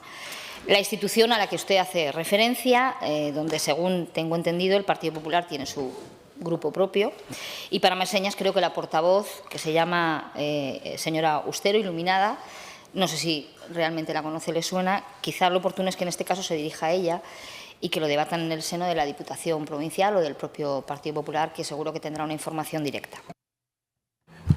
Gracias.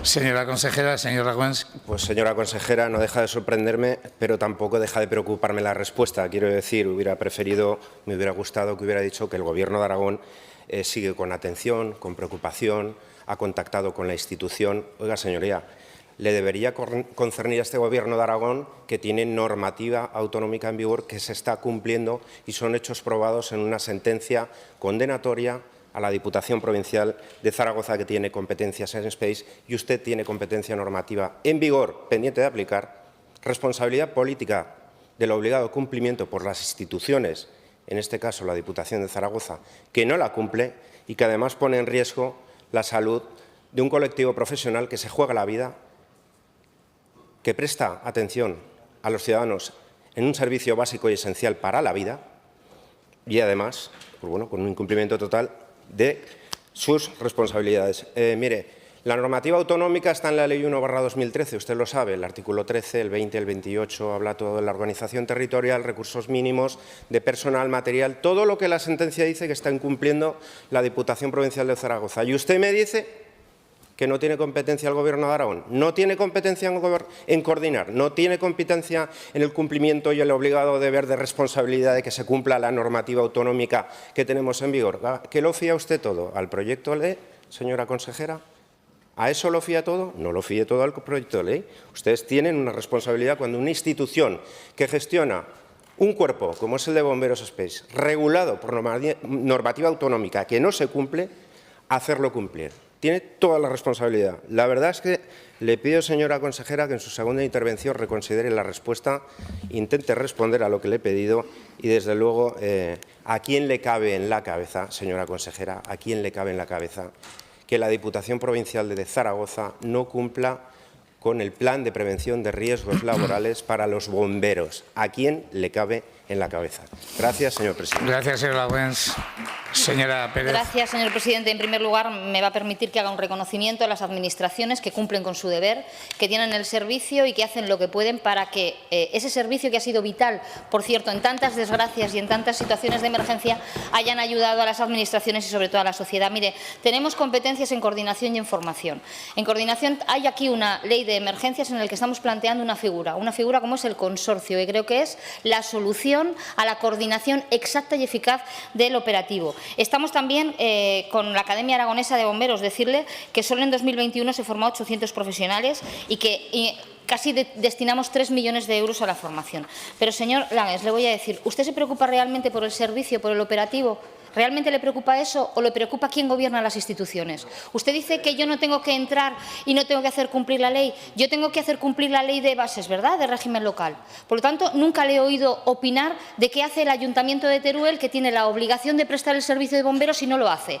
Que lo está haciendo de manera subsidiaria la Diputación Provincial de Teruel. Ahí nunca le he oído hablar. Me ha venido a criticar a la Diputación Provincial de Huesca, señor Lagüens. Me ha venido a criticar a la Diputación Provincial de Zaragoza. Jamás al Ayuntamiento de Teruel. Esto es muy sospechoso, señor Lagüens, porque al final lo único que defienden es a los suyos. y nosotros defendemos el interés general. Le he dicho que hemos hecho una ley de emergencias donde estamos comprometidos a desarrollar, junto con las diputaciones provinciales y los ayuntamientos que así lo deseen y tienen la obligación de prestar el servicio, en crear un consorcio que coordine realmente y sea eficaz en la respuesta. Pero, señora Lauen, si me dice que tengo que entrar en un caso, entraré en el otro también. ¿Entraré en el otro? ¿Cree que debo de entrar? Nunca les he oído opinar qué tiene que hacer el Ayuntamiento de Teruel, que lleva años eludiendo su responsabilidad y cargándose esa responsabilidad a la Diputación Provincial de Teruel, poniendo más de 1 millón de euros que lo que le corresponde. Mire, señor Lauen, yo le reconocía un hombre moderado, creo que hay que ser coherente, un hombre moderado, pero también veo que ha entrado en ese bucle absolutamente histriónico del Partido Popular que hay que desgastar al Gobierno a costa de lo que sea. Gracias. Señora consejera, pregunta número 7923, relativa al nuevo convenio con la MAD formulado a la consejera de Sanidad por la diputada señora Gaspar del Grupo Parlamentario de Ciudadanos. Señora Gaspar, tiene la palabra. Gracias, presidente. Buenos días, señora consejera. Hoy queremos preguntarle por la firma del convenio con el Hospital MAD de Zaragoza. El pasado 8 de enero de 2023, Asistencia Sanitaria anunciaba que preveía firmar a lo largo de ese mes, del mes de enero, un acuerdo por valor de 4 millones de euros con el Hospital MAD de Zaragoza a fin de desatascar las demoras quirúrgicas, especialmente en las áreas de traumatología y neurocirugía. Estas son dos de las áreas que mayor demora acumulan. En concreto, según los datos publicados a diciembre de 2022, traumatología acumulaba 2.207 pacientes en lista de espera durante más de 6 meses, con una demora media de 187 días. Y neurocirugía acumulaba 849 pacientes en lista de espera durante más de 6 meses, con una demora media de 561 días, es decir, más de año y medio de espera. Usted sabe, porque no es la primera vez que se lo decimos, que en Ciudadanos somos firmes defensores de la colaboración público-privada, también en sanidad. Siempre hemos dicho que debemos activar todos los recursos sanitarios disponibles en nuestra comunidad autónoma, tanto públicos como privados, para hacer frente a las abultadas listas de espera. Y para que vea que no solo me dedico a afear su falta de gestión, hoy debo reconocer que un año después es verdad que las listas de espera quirúrgicas se han reducido en 1.739 pacientes. En diciembre de 2022 hay 6.437 pacientes en lista de espera durante más de 6 meses. Convendrá conmigo que, aunque se han reducido las listas de espera, es necesario seguir haciendo un importante esfuerzo para reducir el número de pacientes que a día de hoy se encuentran en estas listas de espera durante más de 6 meses. Y, como bien hemos dicho antes, la colaboración público-privada es una buena herramienta. Así que, señora consejera, a Ciudadanos le anuncio el anuncio de la firma del convenio en el Hospital MAD de Zaragoza, un hospital de titularidad privada, nos parece una buena noticia. Y debemos darle la enhorabuena por su valentía, por apostar por esa colaboración público-privada que algunos de sus socios tanto aborrecen. Así que aquí va nuestra pregunta. ¿Cuándo prevé su departamento que la firma del nuevo convenio con la MAD pueda ser una realidad y actualizada a día de hoy, 10 de febrero? ¿Se ha firmado ya el convenio que se preveía firmar en enero de este año? Gracias.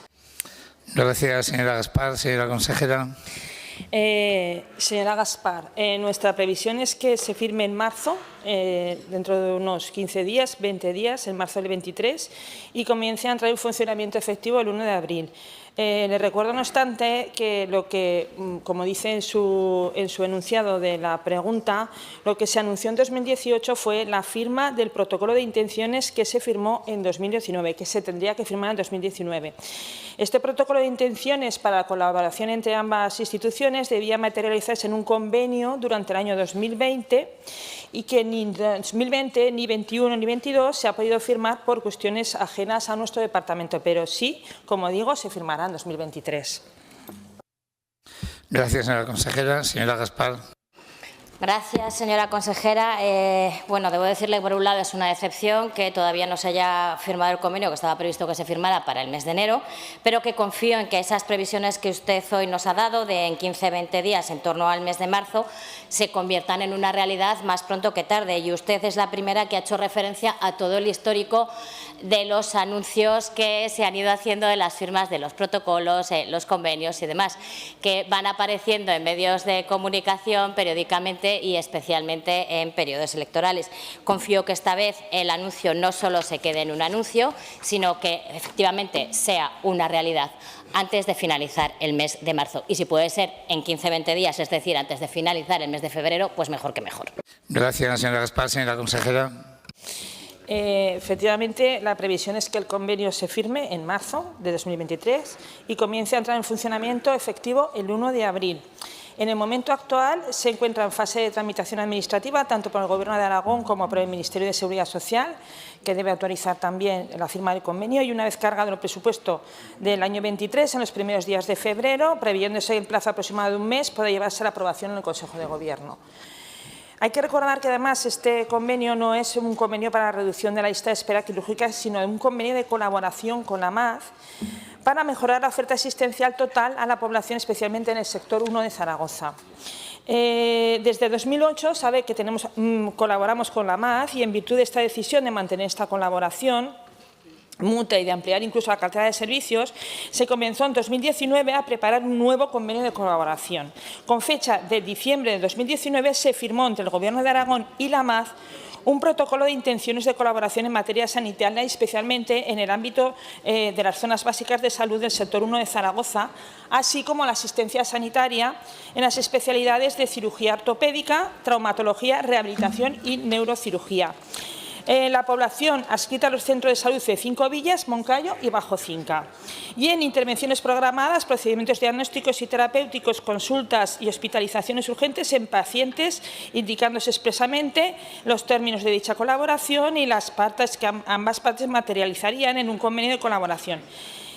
Sí, el presente convenio viene, por tanto, a dar cumplimiento a esa declaración de intenciones y a esa colaboración previa que se había establecido con la MAD. Pero sí que es cierto que en 2020 no se pudo firmar el convenio por causas ajenas, porque en ese momento la MAD manifestó que no podía seguir atendiendo la consulta de traumatología en el centro de Fraga, por lo que dicha actividad se ha excluido del convenio. Así que se ha renovado el convenio, se han incluido otras especialidades, se han incluido otra serie de prestaciones y, efectivamente, las dos especialidades adicionales son rehabilitación, neurocirugía y esperamos que, como no puede ser de otra manera, con este nuevo convenio y con esta nueva redacción, a finales de este mes podamos tenerlo listo para firmarlo en marzo e iniciarlo el 1 de abril.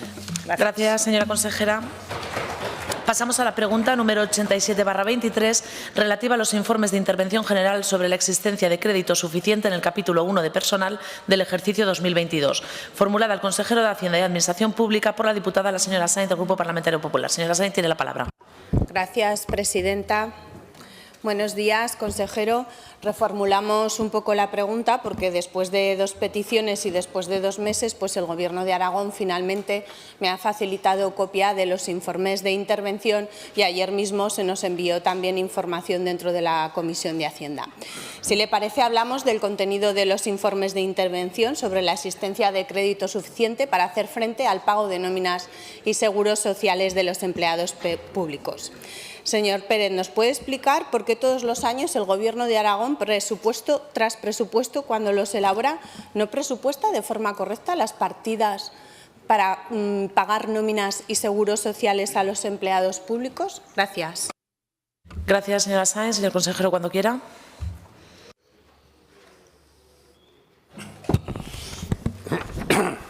Mire, señora Sáenz, con el mayor ánimo constructivo, esto de reformular las preguntas y hacer otra pregunta, pues la hace por escrito, que se la contestaré la próxima vez.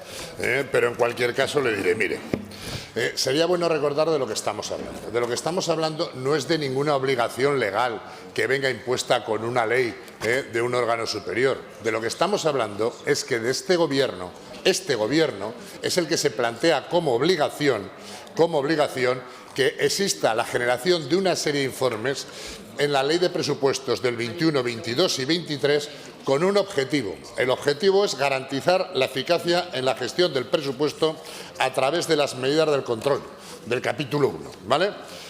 Y es la intervención general, desde su independencia, la que de un modo sistemático plantea una revisión mensual del capítulo 1, revisión mensual que se manda luego a los departamentos y que está sometida a contradicción y que después eso genera lógicamente un decalaje temporal y que después, en el momento que está, se les va enviando a todos ustedes. Mire, usted, como acaba de reconocer, tiene usted todos los informes mandados.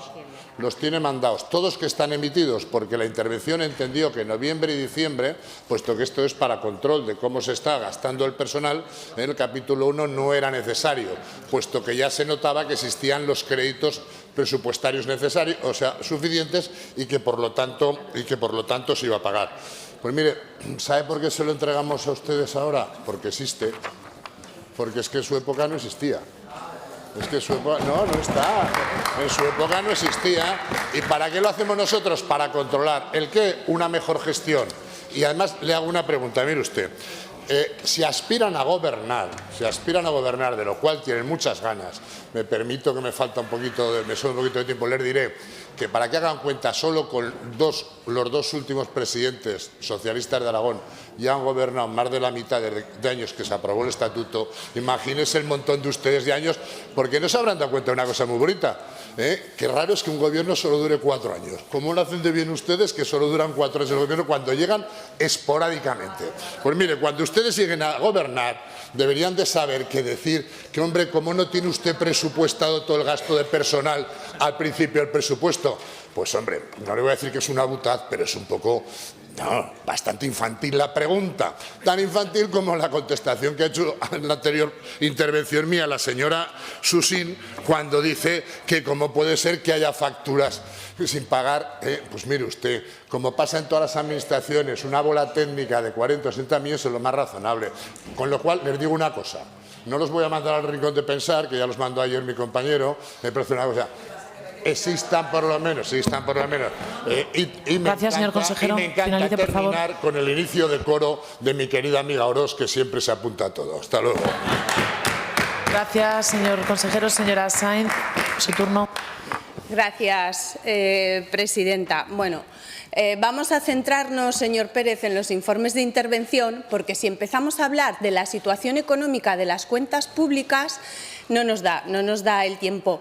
Y el problema es que ustedes no reconocen cuál es la situación de las cuentas públicas, que es muy crítica, que la Cámara de Cuentas se lo dice, que con ese remanente la comunidad autónoma tiene unos problemas de tesorería y de liquidez bestiales, y ustedes no lo reconocen y no ponen medidas para solucionarlo, y por eso no pagan en tiempo y forma. Y, hombre, que haya facturas, como le ha dicho la señora Susín, 76.000, viejísimas, que en el Salud continúan entrando facturas y el Salud las acepta, que no entran de forma telemática cuando eso no se debería aceptar. Ustedes tienen un descontrol presupuestario, un descontrol en la contratación pública. Ustedes tienen un descontrol de todo, que quien entre a gobernar en la siguiente legislatura ya se puede atar los machos. Pues como entre usted, Aragón le va a ir fatal, ya se lo digo que le va a ir fatal, señor Pérez. Y bueno, otra cosa, no reconocer el contenido. Ustedes hacen mal los presupuestos año tras año. No son capaces de presupuestar el dinero que se necesita para pagar nóminas y seguros sociales a los empleados públicos. Si empiezan haciendo mal ya el presupuesto a principio de año, lo dice la Cámara de Cuentas, en sus informes, se lo dice la interventora en sus informes. No entiendo sus risas. Con la situación económica que tiene la comunidad autónoma, no entiendo sus risas. No las entiendo como aragonesa. Gracias. Gracias, señora Sainz. Pregunta número 125/20. Perdón, señores diputados, vamos a continuar el pleno. Señores diputados, gracias. Si me permiten continuar el pleno, por favor. Señora Susín, señor Guillén, por favor. Vamos a continuar. Pregunta número 125/23, relativa a los bonos eléctricos en las empresas turísticas. Formulada al consejero de Industria, Competitividad y Desarrollo Empresarial por la diputada, la señora Bernués, del Grupo Parlamentario Ciudadanos, Partido de la Ciudadanía. Señora Bernués, tiene usted la palabra. Muchas gracias, presidenta. Buenos días, señor consejero. Nuestra pregunta va hoy relacionada con los bonos eléctricos en las empresas turísticas. El turismo en Aragón, usted sabe que alcanza cifras del año 2019 y está afrontando en estos momentos el invierno con ciertas dudas e incertidumbres. El sector hostelero está sufriendo, han cerrado un número elevado de bares y de restaurantes, entre otras cosas por la subida de los costes energéticos. Las asociaciones y empresas turísticas están preocupadas por no poder hacer frente a este aumento de la energía y realmente este encarecimiento, si se está llevando a cabo, pues sabemos, unos planes de energía y de eficiencia con hasta 7 millones de euros de los que se podrán beneficiar las empresas, pero todavía no tenemos datos sobre ello. Por tanto, nuestra pregunta supone: ¿qué acciones prevé realizar su departamento para paliar esta situación y tiene previsto poner en marcha la creación de bonos eléctricos tal y como le demanda el sector. Muchas gracias. Gracias, señora Bernués. Señor consejero, cuando quiera. Permiso, me quedo sentado.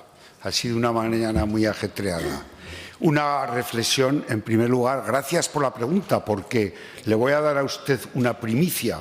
Sabe usted que en la comparecencia de presupuestos dije que teníamos pendiente la incorporación de más de 7 millones de euros de Next Generation a las líneas del turismo para ahorro y eficiencia energética. Pues bueno, el 14 de diciembre ya se publicó el acuerdo de la Comisión Sectorial famosa de turismo, donde Aragón nos viene la suma de 7 y pico millones de euros, con detalle ya se lo diré. Primera cuestión. O sea, esto es lo que ya previmos en el presupuesto, que no habíamos tenido la certificación de publicación en el BOA de la conferencia sectorial. Primero. Segundo, lógicamente, cuando se comentan estas cuestiones, antes de que se tome el acuerdo, ya teníamos conocimiento de que iban a venir estos fondos y, como tenemos la experiencia de lo que estamos haciendo en la parte de energía, nos pusimos a trabajar en las bases reguladoras que están ya en las últimas fases de la intervención. Tercero, esta orden, esto ya lo podemos decir porque está lista para publicar. Una vez que tengamos los últimos informes, serán beneficiarios de estas subvenciones las personas físicas, arrendatarias, concesionarias de complejos, hoteles, hostales, pensiones, apartamentos, etcétera, etcétera, del sector turístico, para hacer inversiones en mejora de la eficiencia técnica de la envolvente térmica, mejora de uso de la eficiencia en instalaciones de calefacción, climatización y mejora, como digo, también de las instalaciones de iluminación. Luego, vamos a disponer de esos 7,100 y pico millones de euros y vamos a publicar una convocatoria que fue recogida en los presupuestos. Gracias. Gracias, señor consejero. Señora Bernués, cuando quiera. Gracias, señor consejero. Existe, y le traslado que agradecida que nos haya dado datos sobre eso. Precisamente era una incertidumbre del sector, con lo cual le agradecemos su respuesta. También le digo que existen incertidumbres sobre estos costes de la energía y bueno, se ha reconocido el presidente de la Federación de Turismo Rural y de Casas Rurales que algunas casas rurales en estos momentos del sector hotelero no pueden hacer frente a estos aumentos del coste de la energía. Si todos los consumos suben y los clientes, bueno, pues en su momento pues gastan lo que tengan que gastar, evidentemente pues se deberán tomar medidas adicionales. Ese logro de la rentabilidad pasa por medidas que son importantes, como esto que nos están pidiendo de utilizar esos millones de euros que han sobrado de las ayudas COVID, en algún momento poderlos recuperar o trasladarlo de alguna manera para crear esos bonos eléctricos. Una creación de esos bonos para utilizar estos remanentes de las ayudas, porque la subida de precios también afectará efectivamente y repercutirá no solamente a la hostelería, sino en este caso lo que pueden ser estaciones de esquí y otro tipo de instalaciones que también están relacionadas con el sector. Por eso nos gustaría que nos diera esa solución al respecto que están solicitando los hosteleros en cuanto a los bonos eléctricos. Muchas gracias. Gracias, señora Bernués. Señor consejero, cuando quiera. Sí, solo unos segundos. Siento que se ha ido el consejero de Hacienda, porque sabe usted que nos reunimos con el sector y el consejero de Hacienda y pedimos al Ministerio de Hacienda que la falta de ejecución a los 400 CENAES en la convocatoria 1 y en la Express que hicimos desde Aragón se quedaron unos dineros sin, entre comillas, gastar, y pedimos que nos los reembolsaran. No ha sido exitosa la gestión. Segundo, en el caso de las viviendas de turismo rural se está produciendo un boom de solicitud de instalaciones de autoconsumo.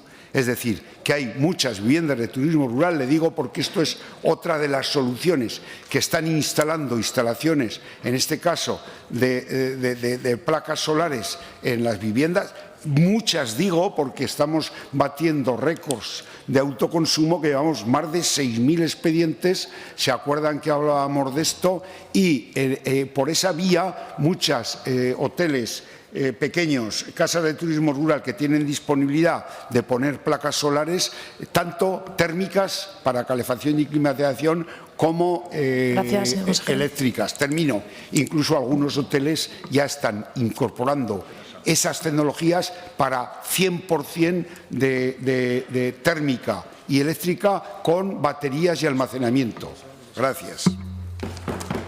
Gracias, señor consejero. Pasamos a la pregunta número 37/23 relativa a la presentación de las programaciones didácticas formulada al consejero de Educación, Cultura y Deporte por la diputada la señora Cortés del Grupo Parlamentario Popular. Señora Cortés, tiene usted la palabra.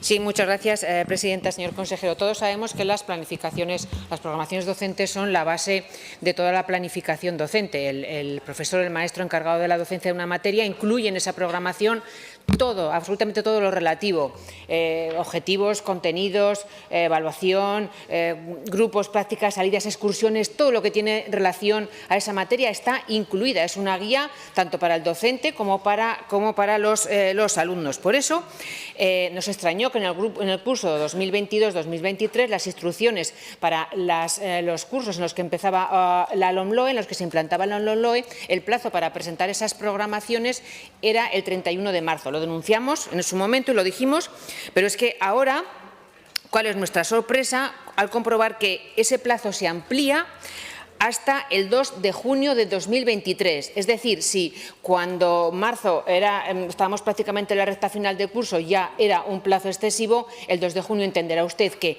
el mes en el que acaba el curso, poder presentar la programación para ese curso es llamativa. Por eso le preguntamos qué implicaciones cree usted y qué consecuencias se derivan de esa prolongación del plazo. Muchas gracias, presidenta. Gracias, señora Cortés. Señor consejero, cuando quiera. Gracias, señora presidenta. Señora Cortés, pues le corrijo, la base no son las programaciones, sino es el proyecto curricular de etapa, de centro, esa es la base. Y la programación es un desarrollo de ese proyecto curricular. Por tanto, le corrijo eso. Implicaciones no va a tener ninguna. Muchas gracias. Gracias, señor consejero. Señora Cortés, su turno. Me sorprenden los aplausos de sus compañeros, me sorprenden mucho, porque fíjese usted, en esas instrucciones usted dice, palabras textuales, usted lo dice, que la razón es porque el profesorado va a formarse en las implicaciones derivadas de la LOMLOE. Oiga, ¿cómo que va a formarse el profesorado? ¿Es que han implantado ustedes una ley sin que el profesorado esté formado? ¿Es que han lanzado ustedes a los docentes a empezar unos cursos para los que no tienen formación?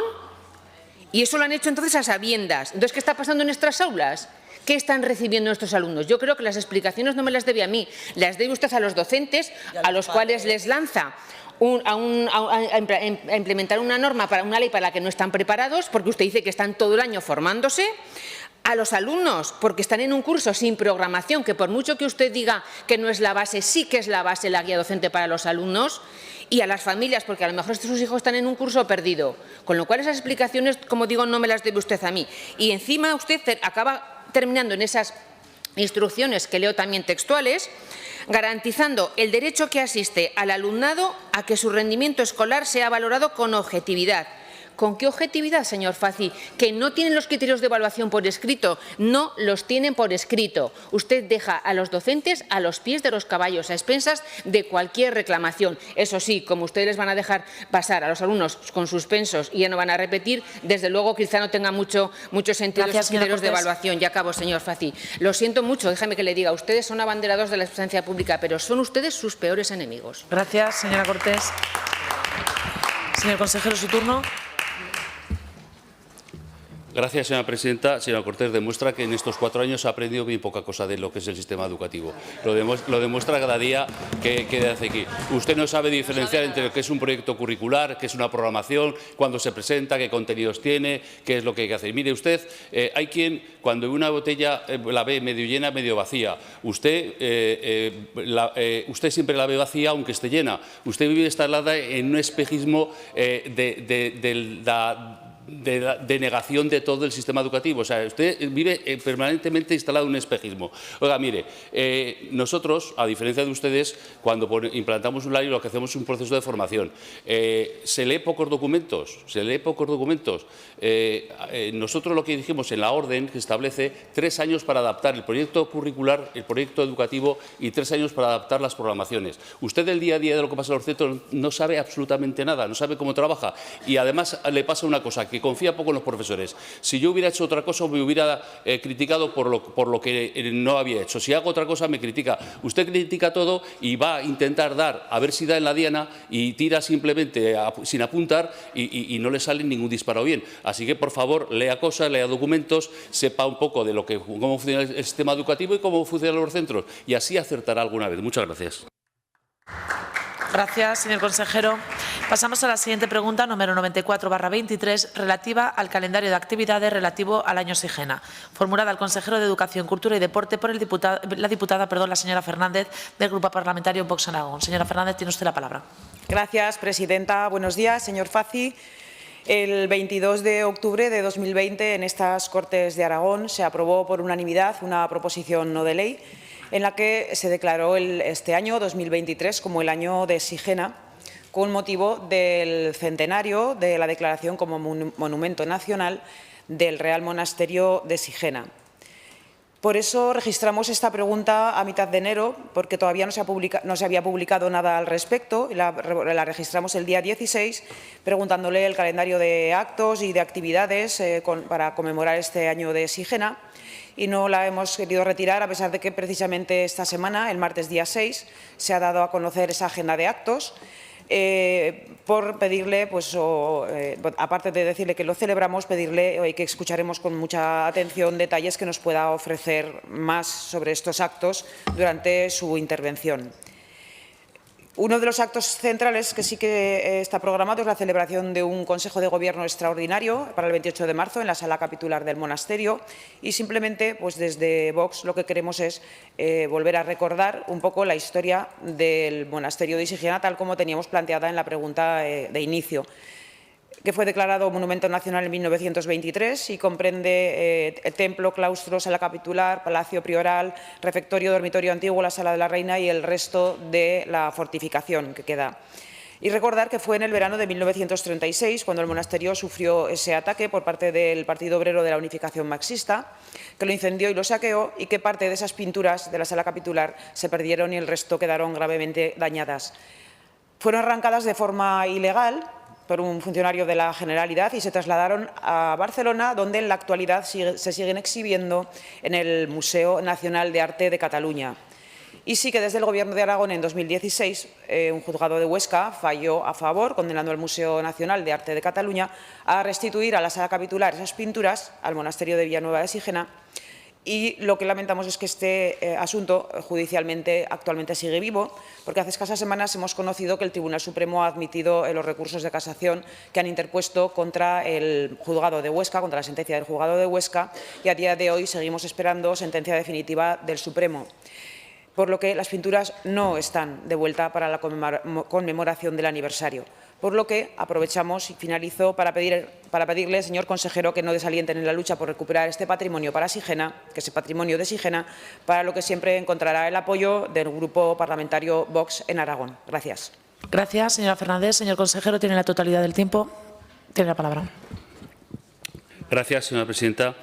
Mire, señora Fernández, nosotros hemos trabajado toda esta legislatura, yo he venido trabajando en 3 ámbitos de la cultura y el patrimonio, como mandata el Estatuto de Autonomía, en la recuperación, la conservación y la difusión del patrimonio.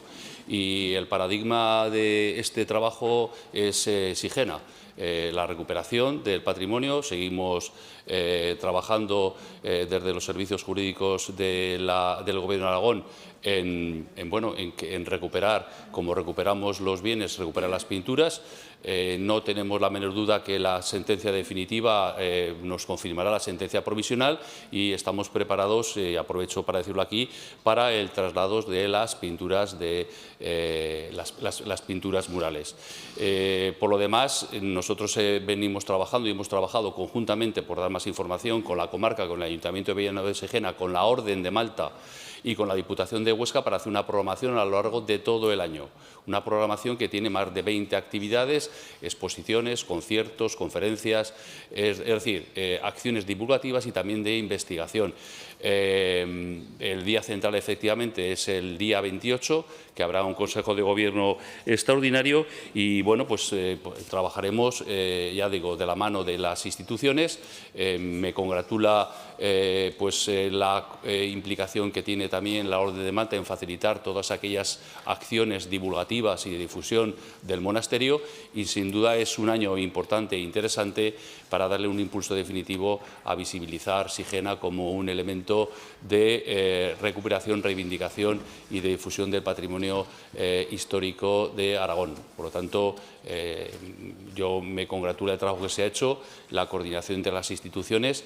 Ya digo, son más de 20 actividades que van desde creo que empiezan este fin de semana con unos audiovisuales y que también tendrán su repercusión no solamente en el ámbito ciudadano, sino también para los escolares y para todos los jóvenes, no solamente de la provincia de Huesca, sino de todo el territorio de Aragón, porque habrá actividades que también se desarrollarán no solamente en Sigena y en la provincia de Huesca, sino que se desarrollarán en la provincia de Zaragoza y también en la provincia de Teruel. Muchas gracias. Gracias, señor consejero. Pasamos a la siguiente pregunta, número 95/23, relativa al cumplimiento de la proposición no de ley número 297/21, aprobada por el Pleno sobre política lingüística, formulada al consejero de Educación, Cultura y Deporte por el diputado, el señor Arranz, del Grupo Parlamentario Vox en Aragón. Señor Arranz, tiene usted la palabra. Muchas gracias, señora presidenta. Buenos días, señor Faci, señor consejero. Dentro de las funciones propias de la oposición, en la que se ubica, obviamente, el Grupo Parlamentario Vox en Aragón, está la tarea de control, la solicitud de rendición de cuentas y de impulso al Gobierno. Entrando en materia y respecto a la política lingüística, su política lingüística, la política lingüística de este cuatripartito, este Gobierno cuatripartito, sabe que desde Vox hemos abogado siempre por suprimir la Dirección General de Política Lingüística, trasladando todas sus funciones a la Dirección General de Patrimonio. Además, de esta manera podríamos reconducir muchos recursos que se dedican a esta Dirección General a otros servicios públicos y a otras cuestiones mucho más importantes. El 9 de septiembre de 2021, Vox presentó aquí en estas Cortes de Aragón una iniciativa parlamentaria, una proposición no de ley, donde exponíamos nuestra posición sobre política lingüística y expresamente tras una defensa clara del patrimonio inmaterial de Aragón, de esa riqueza lingüística de nuestra tierra, de esa conservación y ese poner en valor las distintas modalidades dialectales que se hablan en la zona septentrional y oriental de Aragón principalmente, el fragatino, el tamaritano, el maellano, y modalidades lingüísticas conocidas históricamente como chapurriao, que no es catalán, pero tampoco es hablar mal, señor consejero. Reputados filólogos e historiadores, muchos de ellos aragoneses, sitúan el origen del chapurriao en tiempos del fuero de Jaca, siglo XI, 1077 año. Pues bien, en ese pleno, el 9 de septiembre de 2021, se aprobaron por los votos mayoritarios de 4 formaciones, ¿no? Partido Popular, Ciudadanos, Vox y PAR, varios puntos de una iniciativa parlamentaria. La nuestra era más ambiciosa, pero se aprobó lo que se aprobó. Y concretamente se aprobó la supresión del Instituto Aragonés del Catalán y la anulación de los nombramientos de los 15 miembros de la Academia Aragonesa de la Lengua. Esa fue la voluntad popular, ese fue el voto mayoritario de los aragoneses a través de sus representantes legítimos electos. Se consiguió ese consenso de estas 4 formaciones que le digo. Y hoy, en febrero de 2023, nos vemos obligados a preguntarle a usted, como consejero del ramo, ¿por qué se apartan de esa voluntad popular? ¿Por qué se apartan del mandato de los aragoneses? ¿Por qué siguen apoyando el pancatalanismo y el fomento del catalán en Aragón? ¿Y por qué siguen la hoja de ruta del separatismo catalán, permitiéndole ser el caballo de Troya para esa colonización cultural, política y territorial del separatismo catalán, con sus ensoñaciones de los países catalanes? Sabemos, también lo sabemos, claro, que hay que acomodar a estos socios suyos de Chunta, a los que se ha entregado el chiringuito lingüístico. Pero díganos, señor consejero, ¿por qué no dan cumplimiento a estos acuerdos mayoritarios en este pleno alcanzados en materia de política lingüística? Muchas gracias. Gracias, señora Arranz. Señor consejero, cuando quiera tiene la totalidad del tiempo. Gracias, señora presidenta. Señora Arranz, buenos días. Mire, se lo he dicho varias veces. Presenté una proposición de ley para cambiar la ley, no una no de ley, sino una proposición de ley para cambiar la ley. Porque lo que usted está haciendo a través de una proposición de ley es que yo incumpla la ley. Entonces, presenté una proposición de ley, cambien la ley y entonces nos acomodaremos todos a lo que ustedes consideren. ¿Pero por qué no la presenta? Porque sabe que no va a salir adelante. Porque sabe que la mayoría de los aragoneses no piensa como usted. Porque la mayoría de los aragoneses no piensa que hay ningún chiringuito. Yo me siento muy cómodo con la Dirección General de Política Lingüística, con su director general, con el cual trabajo perfectísimamente y además en plena sintonía y acuerdo. Y desde luego, yo no voy a rebatir más del chapureo. Mira, mi familia proviene de la Codoñera y la Fresneda y conozco muy bien la historia, la conozco muy bien. He pasado muchas temporadas, he pasado muchos días, tengo mucha familia allí, entonces lo conozco muy bien. Y entonces yo simplemente le voy a decir, presente una proposición de ley. A mí no va a cumplir la legalidad. Fíjese, me dice que de alguna manera cese a los miembros de la Academia, 5 de ellos nombrados por estas Cortes. Oiga, me otórgame usted unas competencias y un valor que si lo llevara a cabo me diría usted, ¿qué está haciendo? Oiga, pero me está exigiendo a mí algo que usted no es capaz de hacer. Hágalo usted, por favor, señora Arranz. Muchas gracias. Gracias, señor consejero. Pasamos a la pregunta número 105/23, relativa al IES Conde de Aranda de Alagón, formulada al consejero de Educación, Cultura y Deporte por la diputada, la señora Cortés, del Grupo Parlamentario Popular. Señora Cortés, cuando quiera tiene usted la palabra. Muchas gracias, presidenta. Usted conoce las deficiencias del Instituto Conde de Aranda de Alagón porque ha estado allí, porque la plataforma que han creado para defender ese instituto se las ha hecho llegar. Usted por escrito ha respondido que va a realizar inversiones para cambiar la instalación de la caldera de gas y para rehabilitar la cubierta, pero usted sabe que ahí no acaban todas las necesidades. El patio está muy deteriorado porque el piso está levantado por las raíces de los árboles, además del propio desgaste del piso. Hay falta de espacio que deriva pues en saturación de los espacios, necesidad de aulas prefabricadas y no hay ascensor, lo cual crea problemas de movilidad en un edificio de 3 plantas. Así que le preguntamos, por una parte, si piensa atender esas otras necesidades que ese instituto tiene y qué plazos baraja para hacer tanto las que usted ya ha confirmado que va a hacer como las que todavía no lo ha dicho. Muchas gracias, presidenta. Gracias, señora Cortés. Señor consejero. Gracias, señora presidenta. Señora Cortés, conozco bien el Instituto Conde de Aragón porque en mis diferentes responsabilidades hemos invertido mucho dinero en esas instalaciones, en ese centro, en ese equipamiento y, desde luego, desde el primer momento nosotros no solamente nos hemos dedicado a construir equipamientos educativos, nuevos colegios en Zaragoza y con inversiones millonarias, sino que nos hemos preocupado por los institutos y por centros educativos ya existentes. Uno de ellos es este. Desde la Gerencia de Infraestructuras de la Secretaría General Técnica y de la Dirección Provincial pues se ha reunido con los padres y con el equipo directivo para decirle que no vamos a hacer otra cosa que lo que venimos haciendo, que es mantener el mantenimiento de las instalaciones y mejorar las instalaciones. Con el equipo directivo se ha hablado de una serie de intervenciones, unas de ellas deberán acometerse con el presupuesto propio de los centros educativos, porque los centros educativos de secundaria, a diferencia de los de primaria, tienen presupuesto para el mantenimiento y lo que hay que decirles es que tienen que dedicar una partida importante para ese mantenimiento de las instalaciones y otras las acometeremos desde el presupuesto de gastos centralizados, que ya se sabe que las principales son la cubierta de la caldera y las actuaciones relacionadas con el patio de recreo. Por tanto, se está trabajando, existe ese compromiso y encima hay una consignación presupuestaria en los presupuestos de este año 2023. Muchas gracias.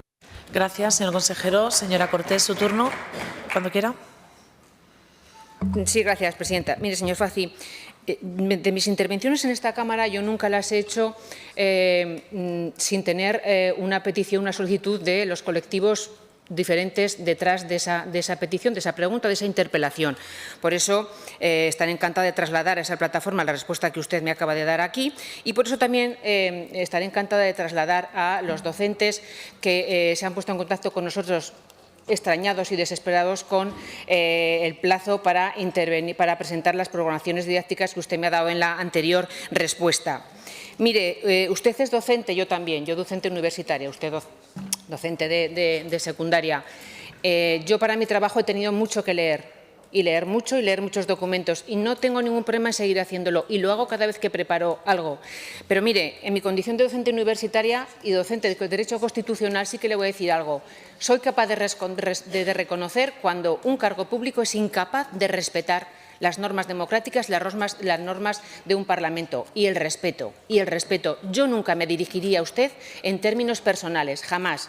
Y le digo una cosa, se acaba la legislatura, pero también se debería acabar su comodín de diputada tonta o PP malo.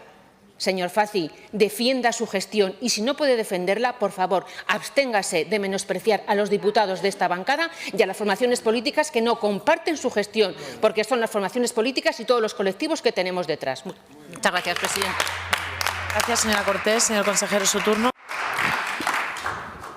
Mire, señora Cortés, bueno, como el tema de Alagón ya ha quedado zanjado, dígame usted aquí cuando he intervenido yo y he faltado el respeto absolutamente a nadie. Yo le he dicho a usted, exactamente le he dicho a usted porque está diciendo cosas que no se corresponden con la realidad. Y si dice cosas que no se corresponden con la realidad, mi visión y mi misión y mi responsabilidad es decirlo. Y si usted dice aquí cosas que no se corresponden con la realidad, lo diré. Y si le sabe mal a usted y se lo toma en términos personales, pues lo siento mucho, porque yo no hablo en términos personales, porque yo aquí estoy como consejero y usted está como diputada. Por lo tanto, siento que le siente mal el que le diga y que le corrija, pero yo le tengo que corregir cuando usted no dice las cosas que son. Y a mí no me ha llegado por parte de ningún docente ninguna preocupación, me ha llegado al contrario, el que se les ha dado tiempo para poder trabajar y trabajar tranquilamente. Sí, señora, que me llegan muchas cosas, entonces lamento que se lo tomen en tono personal, pero yo lo que tengo que decir, cuando esté equivocada, que esté equivocada, porque aquí, todos los que estamos aquí debemos saber lo que decimos, saber y responsabilizar por lo que hacemos, y usted hoy se ha equivocado y por lo tanto le digo que tiene que leer porque está equivocado, porque usted se lee una instrucción y no se lee una orden, no se lee una ley, no se lee nada. Se lo tengo que decir y ¿qué le quiere que diga? Si le sabe mal que le haga. Usted me dice a mí muchas cosas y ninguna de las que me dice me sabe mal, aunque me ponga y me critique como me tenga que criticar. A mí no me sabe mal nada porque no me Gracias, señor consejero. En un tono personal. Muchas gracias. Muchas gracias, señor consejero. Pasamos a la siguiente pregunta, pregunta número 60/23, relativa a las ayudas extraordinarias al sector apícola, formulada al consejero de Agricultura, Ganadería y Medio Ambiente por el diputado el señor Romero del Grupo Parlamentario Popular. Señor Romero, tiene usted la palabra. Muchas gracias, señora presidenta. Señor Olona, muy buenos días, señorías. El sector apícola está atravesando uno de los momentos más complicados de su historia, entre otras cuestiones, por los altos costes de producción, la sequía y las heladas. Una grave situación que, en caso de no actuar de forma urgente, puede llevar al cierre de muchas explotaciones. ¿Tiene previsto el Gobierno de Aragón conceder algún tipo de ayuda extraordinaria, además de las que ya tiene previstas en el presupuesto para este ejercicio? Muchas gracias. Gracias, señor Romero. Señor consejero. Gracias, señor presidente.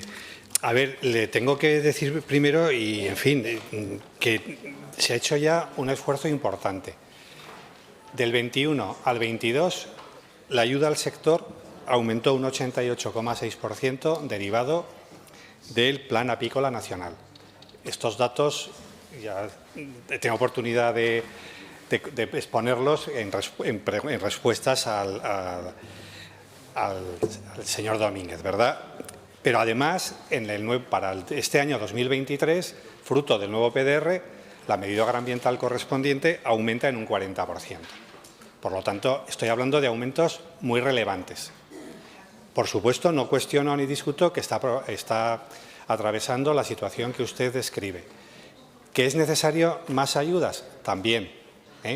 ¿Que voy a apoyar, que apoyo y voy a apoyar, y ahora le matizaré lo que hoy mismo, ¿verdad?, se está trasladando a la sociedad, pues lo voy a apoyar.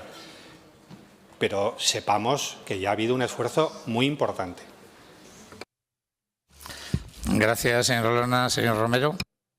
Sí, señor Olona, ¿sabe qué ocurre? Que ese incremento del 40% podría ser mucho si la cantidad fuera la adecuada, pero en un incremento de poco se queda en muy poco. Mire, señor Olona, el sector apícola se encuentra desprotegido. Usted casi lo ha reconocido ahora y la pena es que, de seguir así, muchos de nuestros apicultores podrían verse abocados a la desaparición. A los problemas que enumeraba al principio que les ha generado la sequía, las olas de calor o las heladas, el año pasado se tuvieron que enfrentar también a los graves incendios que se produjeron en Aragón. Todo ello unido a los daños que le produce tradicionalmente la barroa y también en estos últimos años el abejaruco. Y eso ha supuesto la reducción de la producción de miel prácticamente a la mitad. ¿Y qué respuesta han encontrado en el Gobierno de Aragón? Pues lo que le dije en su momento, unas insignificantes y pingües ayudas. Se han quedado fuera, hablaba usted del Gobierno de España, se han quedado fuera de las ayudas directas por el impacto de la guerra de Ucrania y no tienen derecho a la bonificación de esos 20 céntimos por el litro de combustible que gastan para su transhumancia o acudir a los lugares donde tienen depositadas las colmenas. Mientras tanto, la poca miel que han podido producir no la pueden vender porque en este momento se está importando muchísima miel del extranjero, miel, por cierto, de peor calidad que la que aquí se produce. Y además hay otra cuestión añadida, tampoco podemos olvidar la ingente y la magnífica labor polinizadora que realizan las abejas, imprescindible diría yo, porque eso también afecta a otros sectores del sector agrario y podría damnificar a la fruta, podría damnificar a otros sectores como el girasol, por ejemplo. Mire, señor Olona, aquí no vale la callada por respuesta, no valen buenas palabras, falsos compromisos, porque tiene a los apicultores manifestándose a las puertas de estas Cortes. Hoy tiene la ocasión de brindarles tiene la oportunidad y la ocasión de darles una solución. Si no quiere que el sector apícola colapse, tiene que pasar de las palabras a los hechos, señor Olona. Y yo, según publica el BOA, ya sé que la vida no les da para más, pero le pido que no abandonen al sector apícola y que no abandone al medio rural. Muchas gracias. Gracias, señor Romero. Señor consejero. Gracias, señor presidente. A ver, yo no he reconocido que está desprotegido. Le reconozco que la ayuda, como en cualquier otro sector agrario, pues sí, es insuficiente, sí, siempre lo será, pero desprotegido no está. Ayudas irrelevantes, oiga, señor Romero, no son irrelevantes. Bueno, en cualquier caso, mire, hoy lo que estamos ante una acción nacional promovida por un sindicato, COAG, aquí es UAGA, ¿verdad? Es una acción nacional.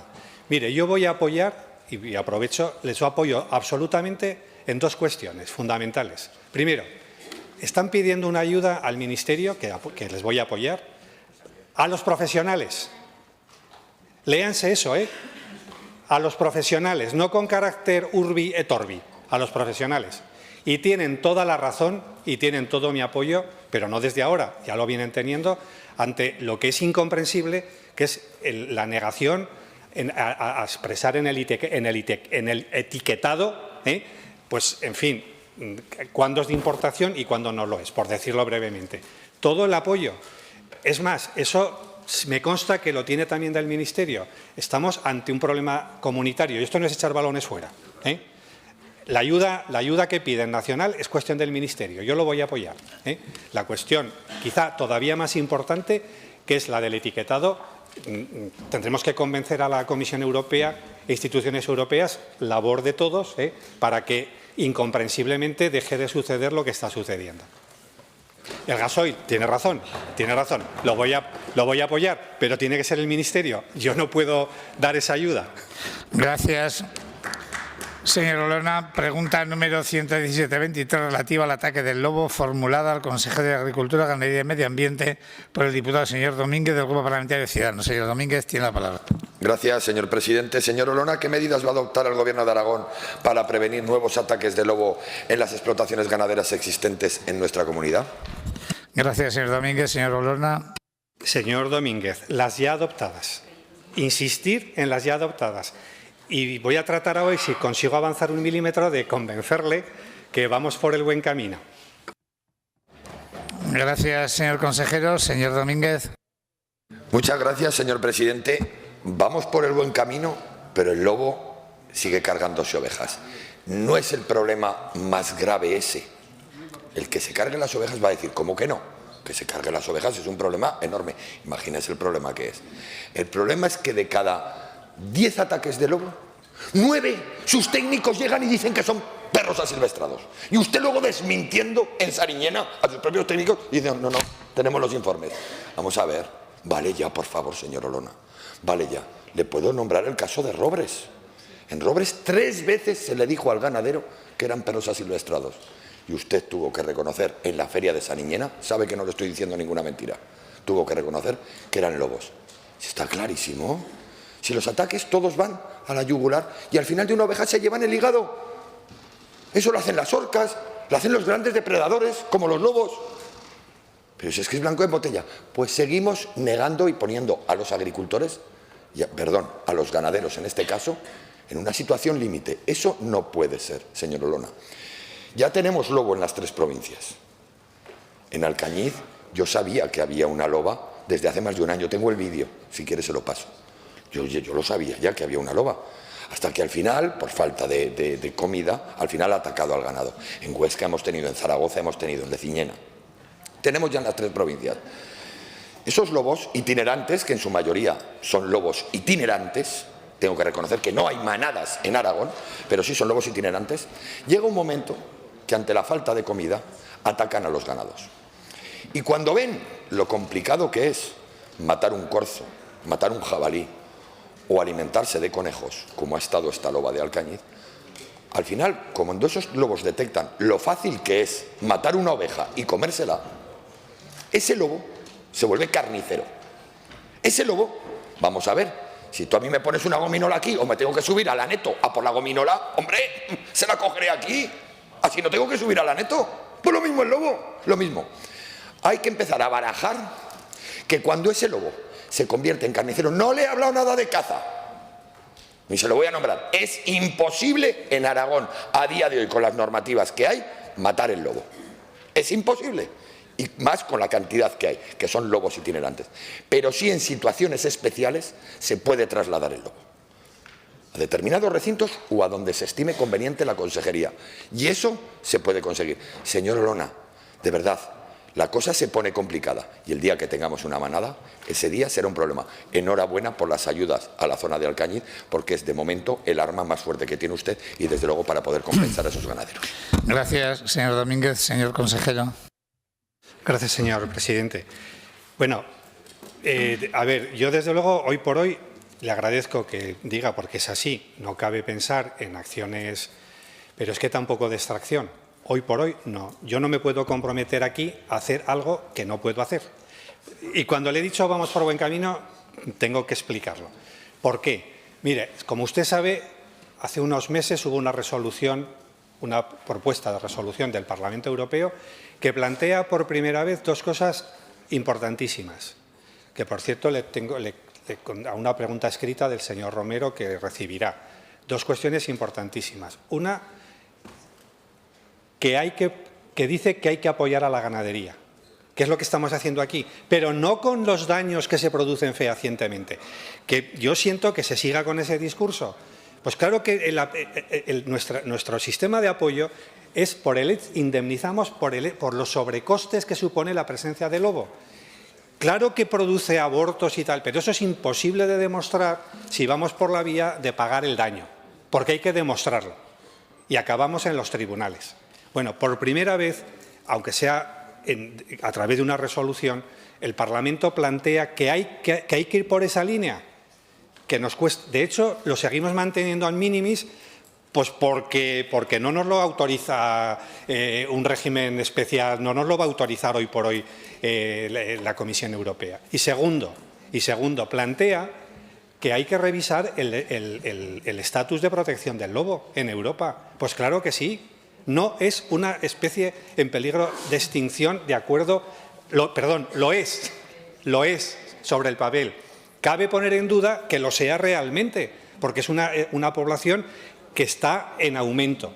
Y ese aumento poblacional se traduce en esos ejemplares itinerantes que tenemos en Aragón, que ya no quiero ser agorero, dejarán de ser itinerantes.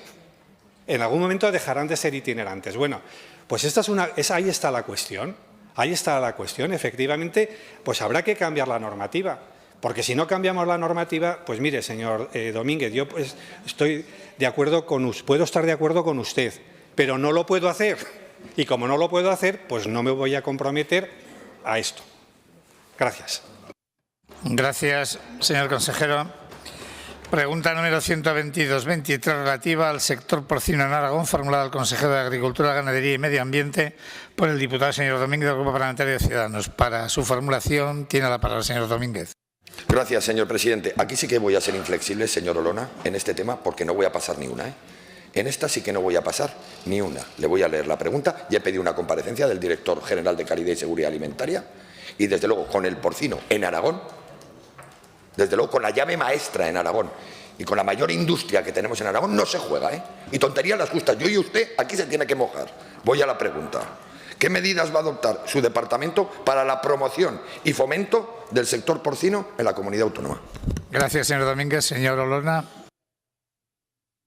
Pues la verdad es que no sé en qué quiere que me moje.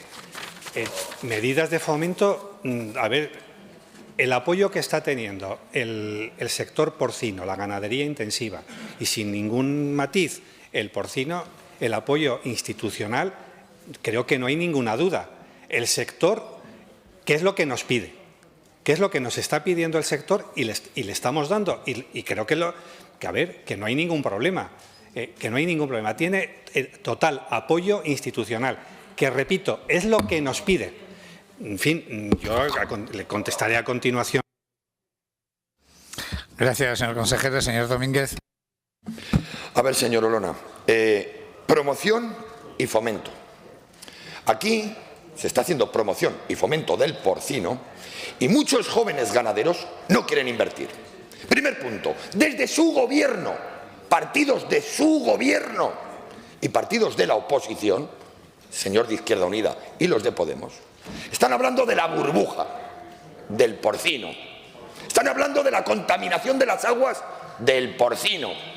Y están haciendo que muchos ganaderos, con este rollo de la burbuja, no se atrevan a invertir. Eso lo sé yo de buena tinta. Y le puedo dar nombres. En Bello, en Fuentes de Ebro, en el Toril y en muchos sitios. Señor Olona, el Gobierno tiene que dejar claro que el porcino no se toca. Tenemos 16 millones de cerdos entre cerdas madres, entre lechones y cerdos de cebo. Tenemos 8,5 millones de cerdos de cebo, que hacemos ya ciclo completo. Los puestos de trabajo que eso deja, se está vendiendo todo. Y desde luego que tienen sus fluctuaciones. Y esto de la burbuja y el tocar determinadas situaciones. ¿Qué problema tenemos en el porcino? La sectorización de la peste porcina. Que si entra la peste porcina en Cádiz, nos cierran Aragón.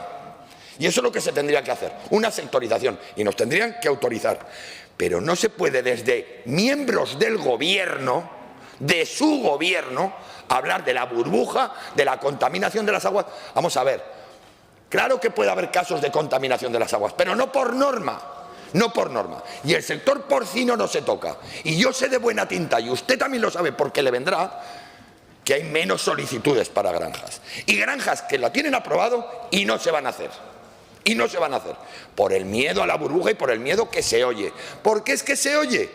Y vuelvo a repetir, no le hablo de usted, pero sí de miembros de su Gobierno. No se mojará porque es una coalición, pero vuelvo a repetir. Tonterías con este tema, las justas. Y ya le digo que le puedo dar nombres de personas que no se han atrevido a invertir por el miedo. Gracias, señor Domínguez. Señor consejero. A ver, mire, señor Domínguez, en estos momentos hay una palabra que es la incertidumbre y efectivamente, pues cuando alguien tiene que invertir en un momento, pues es normal que haya...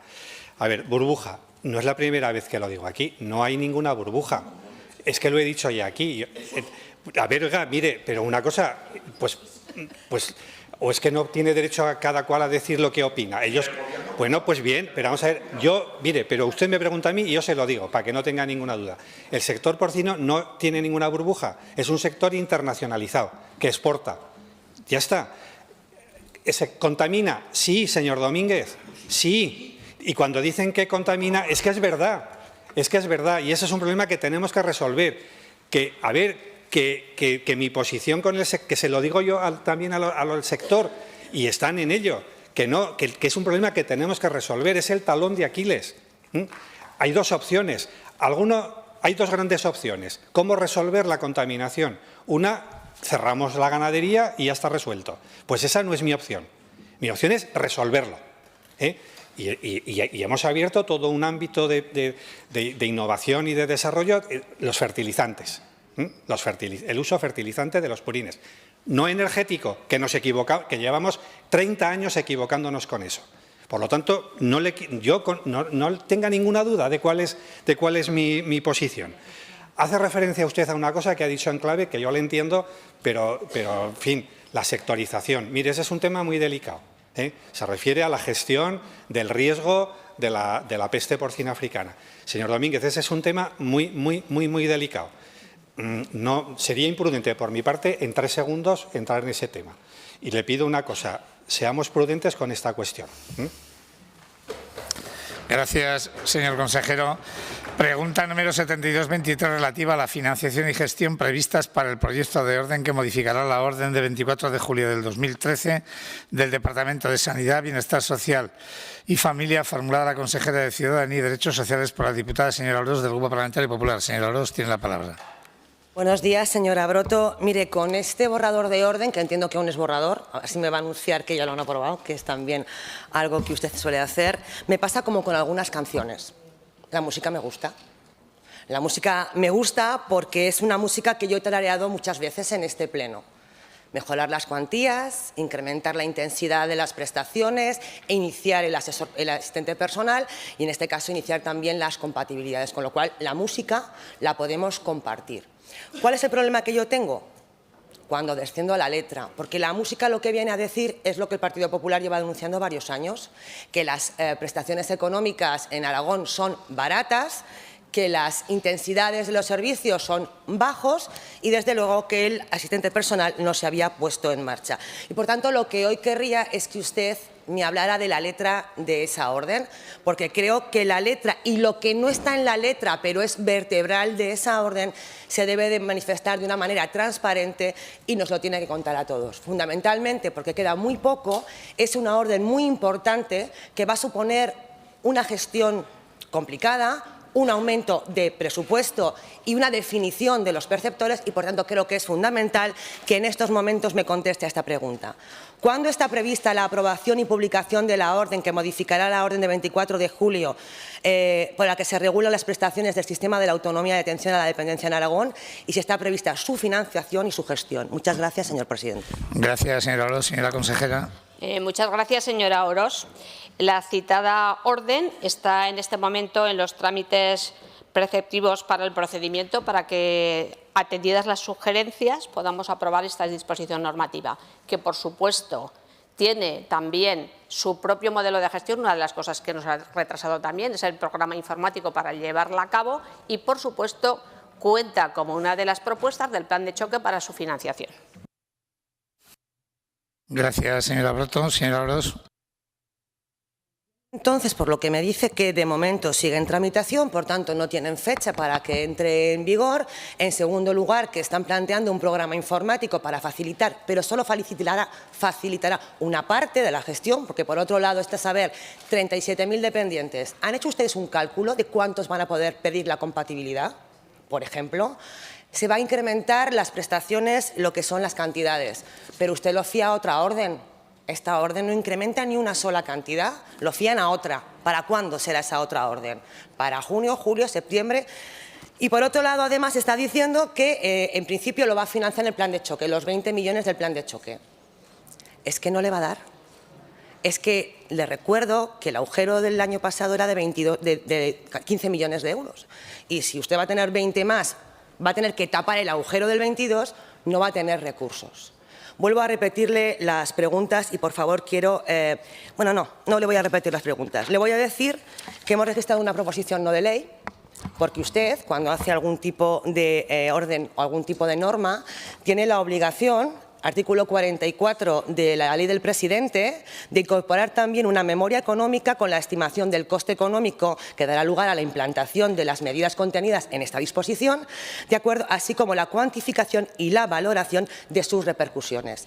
Está registrada, la sustanciaremos bien en pleno o bien en comisión, entiendo que ustedes la apoyarán y, por tanto, le pediremos que el Gobierno de Aragón emita un informe completo y lo traiga a estas Cortes con las repercusiones. Concluya, por favor. Con las repercusiones, con el impacto económico, con el impacto presupuestario y de gestión que esta orden, a la que nos gusta la música, va a suponer para el Gobierno de Aragón y para los dependientes aragoneses. Gracias, señor señora presidente. Orós. Señora consejera.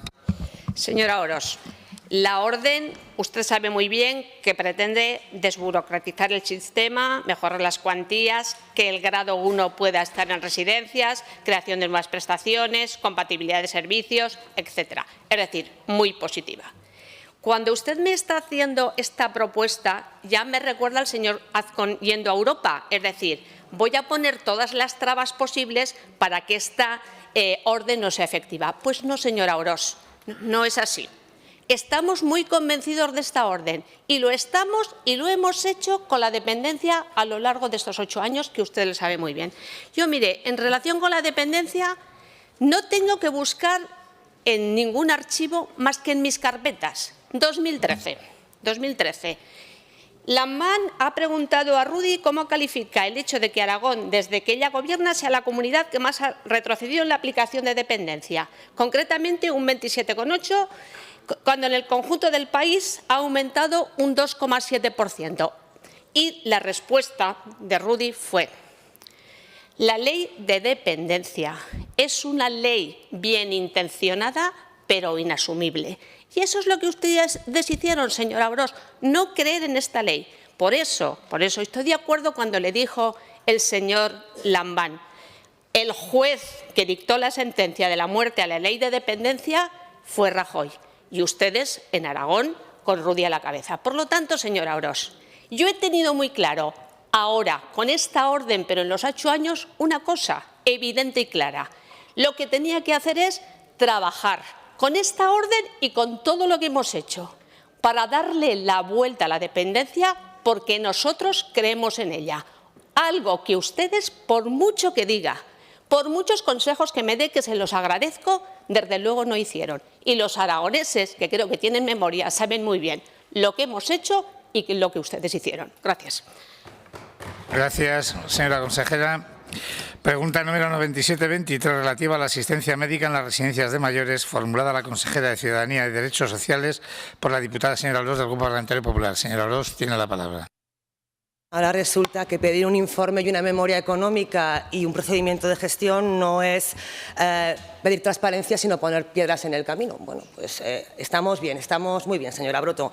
Entiendo que el argumento ya es ese. Bueno, la pandemia lo que hizo fue destapar de una manera muy cruel y muy dura un problema latente que teníamos en Aragón. Y es que la coordinación sociosanitaria en las residencias era bastante precaria y que el colapso de la atención primaria hacía que la atención de la sanidad pública en las residencias fuera bastante mejorable. En la pandemia, ya sabe usted, 8 de cada 10 fallecidos lo hicieron en una residencia de mayores, eran el grupo humano más afectado y hubo mucha tensión con el sistema sanitario. 2 años después, y muchos fallecidos después, la situación no ha mejorado. Es verdad que no hay COVID, pero la situación de las residencias de Aragón con respecto a la atención sanitaria sigue siendo bastante deficitaria. La única herramienta que tenemos es un protocolo firmado en el año 2020, hay una errata en la exposición, es el año 2020, de junio de 2020, y lo que me gustaría saber es en qué situación se encuentran los servicios sanitarios encargados de la salud de los mayores dependientes que viven en residencias, especialmente en las residencias públicas. Gracias, señora Orós. Señora consejera, cuando quiera. Gracias, señora Orós. Pues la atención a las personas que tenemos en este momento en las residencias con respecto a la atención sanitaria que tenemos es de absoluta normalidad. También le digo, a raíz del COVID, usted lo ha dicho muy bien, fue una situación muy dura en todo, pero especialmente en el sistema sanitario y en el sistema de servicios sociales. Hemos mejorado mucho las cosas y, además, creo que nos hemos puesto de acuerdo los dos sistemas para dar la mejor atención. Muchas gracias. Gracias, señora consejera. Señora Ros, su segundo turno. ¿Qué es lo que considera usted normalidad? Que una persona que vive en una residencia no tenga la misma sanidad que puede tener una persona mayor que vive en su domicilio y esa atención a domicilio sea la misma. Las personas que viven en residencias de mayores, que son grado 3 la mayoría, polimedicados y con enfermedades crónicas, deberían tener la misma sanidad que tiene una persona mayor con esas características que vive en su domicilio y no la tienen. El protocolo me lo he estudiado, lo he subrayado, lo he repasado, lo he vuelto a dar varias vueltas para ver si habíamos avanzado algo. Lo único que se ha hecho es algo de promoción de la autonomía, nombrando en algunos casos la enfermera de coordinación. Pero a mí lo que me preocupa es la asistencia, porque muchas de esas personas lo que necesitan es una asistencia sanitaria pública de calidad. Algunas residencias, las que tienen posibilidades, bueno, lo cubren con sus trabajadores, con sus médicos o con sus enfermeras. Es verdad que salud intenta virlarles muchas veces esos profesionales porque hay carencia, pero a mí lo que me preocupa es qué medidas se están tomando para que se cumpla este protocolo, porque este protocolo, entre otras cosas, lo que decía es que se tomarían los recursos necesarios para que la asistencia sanitaria fuera la que necesitan y la adecuada. Esta pregunta también se la he hecho a la señora Ripollés, para que vea que aquí hay un protocolo con dos partes. Y entonces mi pregunta es, ¿le ha reclamado usted a la señora Ripollés que refuerce los centros de atención primaria en los que haya más número de residencias? Porque es necesario. ¿Le ha pedido usted a la señora Ripollés que además reduzca las carteras de los médicos que tienen residencias? Y dos cosas suyas. ¿Ha modificado usted la normativa de autorización de centros?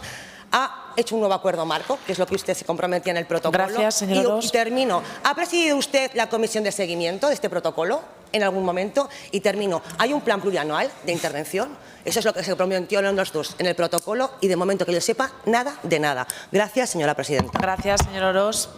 Turno de réplica para la señora consejera.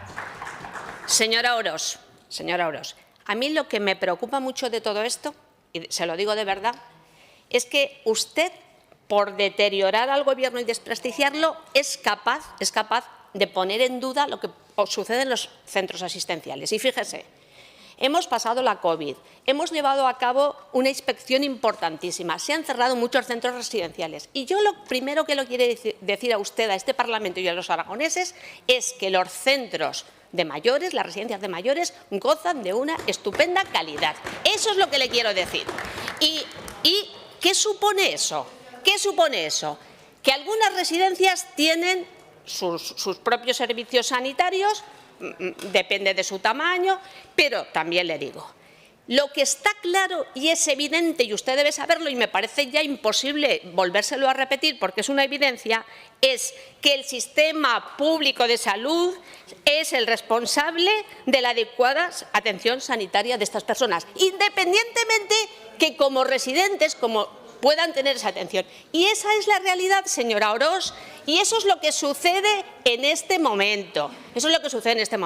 ¿Qué cosas se han mejorado? Pues se firmó ese protocolo con una enfermera, lo ha leído usted, de referencia con los centros residenciales.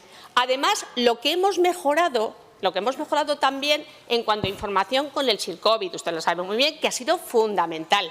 También con el nuevo aplicativo, con el GARES, que significa que la información sanitaria y la información de las residencias está fluyendo. Pero además de todo eso, en el plan de atención primaria, si le ha preguntado a mi compañera, lo sabe usted muy bien, se habla mucho de ese modelo asistencial, y se está trabajando de verdad con mucha atención. En algunos centros de salud es ejemplarizante el trabajo que se está llevando a cabo.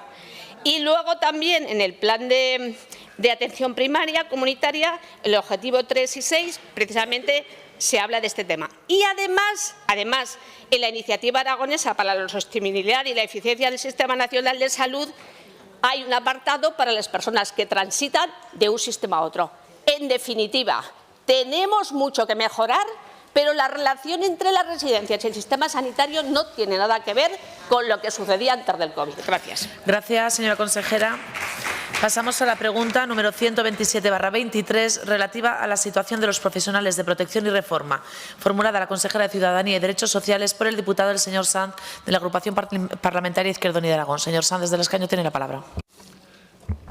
Señora consejera, Sabe que su consejería, a través del Instituto Aragonés de Servicios Sociales, es competente en protección y reforma de menores, un servicio público que se presta a través de pliegos y conciertos, y que, como ocurre en otros casos, en estos servicios públicos que se dejan en gestión externa, pues tiene, además de los problemas propios del trabajo en concreto que tienen que desarrollar los profesionales, pues tiene problemas serios de precariedad laboral que afectan fundamentalmente y tienen su traslación directa en la fuga de profesionales a otras comunidades en las que tienen marcos autonómicos, convenios que garantizan unas mejoras concretas y anuales para garantizar unas condiciones de trabajo dignas.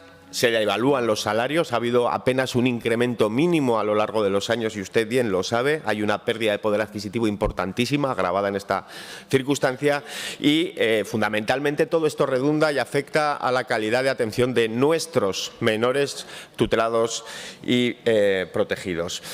En el inicio de estas externalizaciones, el salario de estos profesionales se asemejaba en un 80% al de la función pública. Ahora esa brecha, usted bien sabe, se ha disparado de forma absolutamente inaceptable.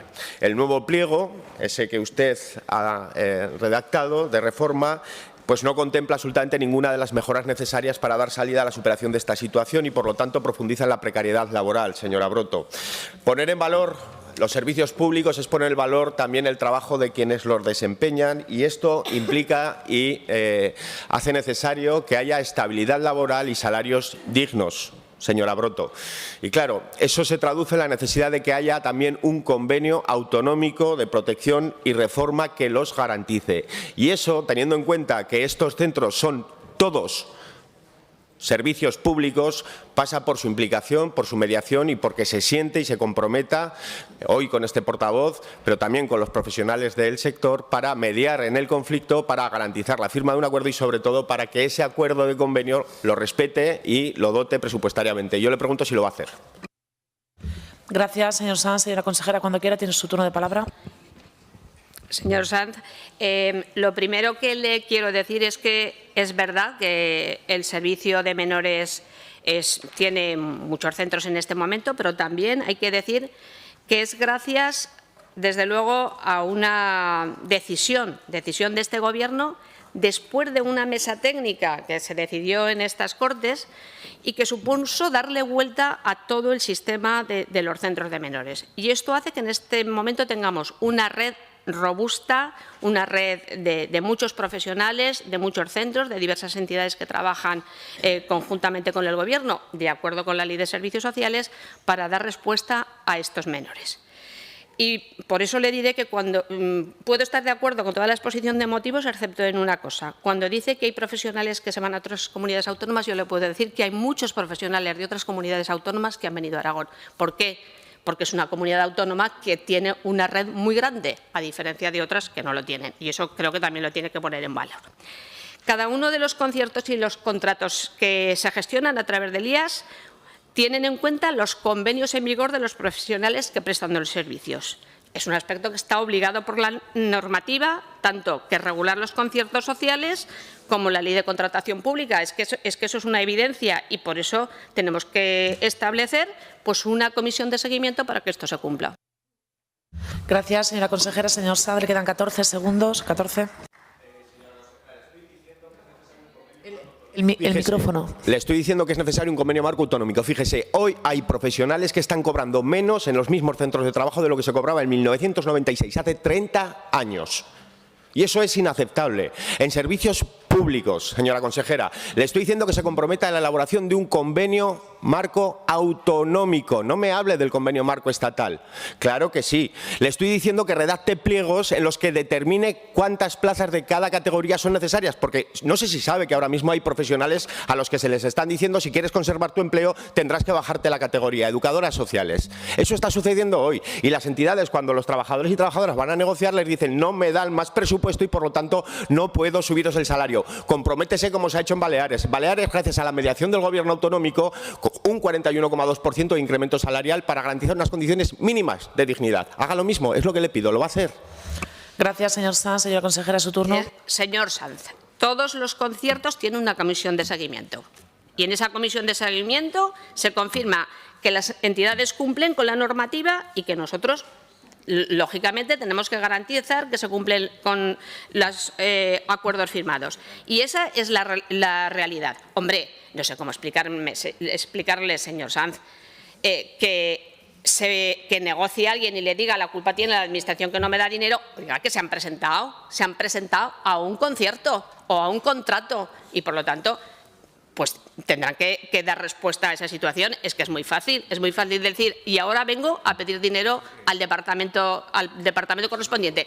Que no le digo que no tengamos que hablar en ese sentido, pero yo no voy a interferir en la negociación sindical de un convenio. Es que no cumpliría con mi responsabilidad, señor Sanz. Gracias, señora consejera. Pregunta número 103/23 relativa a las ayudas al alquiler, formulada al consejero de Vertebración del Territorio, Movilidad y Vivienda por el diputado el señor Hortas, del Grupo Parlamentario Ciudadanos, Partido de la Ciudadanía. Señor Hortas, cuando quiera tiene usted la palabra. Gracias, señora presidenta. Señor Soro, traemos una pregunta relativa a las ayudas al alquiler. Como usted bien sabe, el 1 de septiembre de 2021 se convocaron estas ayudas en el régimen general, por poner un ejemplo que usted conoce muy bien. El plazo finalizaba el 8 de octubre de ese mismo año 2021 y finalmente apareció publicado en el BOA del 29 de diciembre de 2022 la resolución de las mismas. Estamos hablando de un mal endémico porque además estos son unas ayudas que se retrotraían a las ayudas para el alquiler desde noviembre de 2020.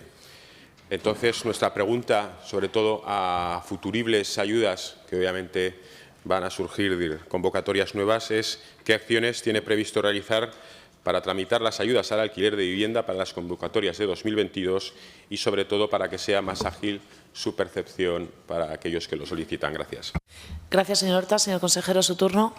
Sí, gracias, presidenta. Señor Hortas, ya lo he explicado en alguna ocasión, lo volveré a repetir. Sabe que la forma en la que tenemos que convocar y resolver las ayudas nos viene dada, no la decidimos nosotros, es el Plan Estatal de Vivienda el que lo establece. En el caso del plan anterior al que se refieren las ayudas a las que usted se refería, el Plan 18-21, el Real Decreto 106-2018, que es el que la regulaba, cuando regula el programa de ayuda al alquiler, dice que las comunidades autónomas convocarán procedimientos de concesión de las ayudas en los que se valorarán los ingresos de la unidad de convivencia. Establecen unos límites máximos, una fórmula. En definitiva, estamos obligados a licitar, a convocar las ayudas en régimen de concurrencia competitiva, y eso nos obligaba a que, hasta que no hubiéramos revisado todas estuvieran conformes y tal, no podíamos resolver todas, ¿no? Esto ha cambiado, lo he dicho en alguna ocasión, con el vigente Plan Estatal para el Acceso a la Vivienda 22-25, el Real Decreto 42-2002, el artículo 32 dice que las comunidades autónomas podremos convocar procedimientos de concesión de las ayudas mediante convocatorias abiertas de forma continuada y permanente, que se podrán convocar de una sola vez, y sobre todo el 33 dice que las subvenciones podrán concederse de forma directa. Es decir, hay un cambio de criterio total por parte del Ministerio que nos va a simplificar mucho. Y además de eso, hemos puesto en marcha ya algunas medidas para todavía agilizar más el procedimiento. Gracias, señor consejero. Señor Hortas, cuando quiera. Hemos debatido mucho y, evidentemente, sabemos que estas ayudas anteriores el procedimiento era por concurrencia competitiva, que esto se ha modificado, pero también está claro que ha habido un atasco burocrático y administrativo. Las ayudas que va a dar el Ministerio parece que incluso se incrementan y la situación del alquiler pues requiere que seamos lo más ágiles posibles. Ya no lo estoy criticando porque estoy hablando a futurible, simplemente es saber qué medidas podemos implementar para que esto sea así. Desde aquí, desde estas propias Cortes, se han aprobado proposiciones no de ley, creo que incluso propuestas de resolución en las que se instaba a incrementar el personal, sobre todo en su consejería, allá donde estaba. ¿No? Pues sea. Se han encaminado acciones con organizaciones, sobre todo a la ayuda de que en temas más vulnerables pues hay a lo mejor problemas o para ayudar a que esta agilización de trámites, pues bueno, que les llegue a ustedes toda la documentación lo más correcta posible. Por ejemplo, eso fue un parche que se pudo realizar. Pero es que usted mismo reconoció en junio de 2022 en estas propias Cortes, abro comillas, no damos abasto, cierro comillas, vuelvo a abrirlas, estamos desbordados, cierro comillas. Quiero decir, no estamos hablando de una situación que nos estemos inventando. Ya no quiero criticar lo que pasó porque se ha debatido, ha habido comparecencias, pero sí que es cierto que tenemos que intentar que haya la mayor agilidad posible. ¿Cómo? pues evidentemente usted es el que está gestionando y tendrá que decirnos qué fórmulas consideran que se puede hacer. Se puede ayudar o basar a través de las comarcas, no lo sé, puede haber muchas fórmulas para que ustedes esa documentación la reciban lo mejor posible y todos los pagos, valga la redundancia, sean lo más ágil y lo mejor posible, porque, insisto, los ciudadanos tienen un problema ahora mismo con los precios del alquiler. Estas ayudas van destinadas, termino ahora mismo, señora presidenta, son ayudas que van destinadas, obviamente, a gente que las necesita, y lo que no podemos estar es casi con 2 años de retraso y dejarlo todo al albur de la concurrencia competitiva o la modificación de eso. Muchas gracias. Gracias, señor Hortas. Señor consejero, su turno. Estamos hablando de las ayudas al alquiler general. Las ayudas a personas vulnerables las hemos resuelto muchísimo antes. ¿De verdad se cree que si pudiera tener más personal en la Dirección General de Vivienda no lo tendría? ¿De verdad piensa que no lo hago porque no quiero? Sencillamente no lo hago porque no puedo. Como le digo, en primer lugar, cambio de concurrencia competitiva a concesión por orden de prelación del registro de solicitud. Por lo tanto, íbamos a agilizar muchísimo. Pero además, en la ley de presupuestos de este año, la adicional segunda, ya hemos dicho que no es necesario que se esté al corriente del cumplimiento de obligaciones tributarias con la seguridad social, etcétera, porque en muchas ocasiones ese era el problema, que deudas muy pequeñas nos paralizaba todo. Eso ya lo hemos hecho en la ley de presupuestos. Estamos tramitando un convenio con entidades del tercer sector para que colaboren con nosotros en la información, en la asistencia de los interesados. 2 ventajas de hacerlo así: la implantación que en el territorio y, por supuesto, el conocimiento y la experiencia, ¿no?, que tienen este tipo de entidades. Estamos también mejorando las aplicaciones informáticas, tanto para la ciudadanía, para que sea más sencilla la información y la presentación de solicitudes, como para nosotros, para gestionar. Y, por último, estamos desarrollando un proyecto de rediseño de servicios en el ámbito de la colaboración con el Departamento de Ciencia, Universidad y Sociedad del Conocimiento. Ya lo hicimos para las fianzas de arrendamiento y surgió la necesidad de suprimir la exigencia del sellado. O sea, esto lo anunciamos hace unos días y ahí, como le digo, vamos a conseguir, el objetivo es mejorar la gestión de las subvenciones, acercar la información al ciudadano y reforzar la colaboración con otros órganos, todos los que tienen que informar. Es decir, no solo es el cambio que es clave de concurrencia, esa concesión por prioridad temporal de presentación, sino además a estas otras medidas en colaboración además con el Departamento de Universidad, que nos va a permitir ser mucho más ágiles. Gracias, señor consejero. Pregunta número 126-23, relativa al cambio de criterio del Consejo Provincial de Urbanismo de Zaragoza sobre los usos en los suelos no urbanizables protegidos, formulada al consejero de Vertebración del Territorio, Movilidad y Vivienda por el diputado señor Sanz, de Izquierda Unida, para lo cual, señor Sanz, tiene la palabra.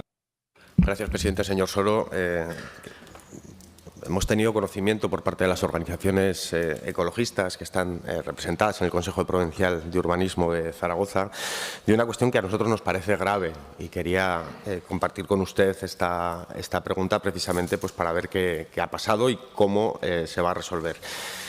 Según denuncian, ha habido un cambio de criterio de la Dirección General de Urbanismo, de su departamento, que va a permitir facilitar el desarrollo de determinadas plantas fotovoltaicas en zonas protegidas de alto valor ecológico en Zaragoza. Hablamos de las planas y estepas de la margen derecha, a pesar de que estas zonas están protegidas urbanísticamente como suelos no urbanizables de espacio natural.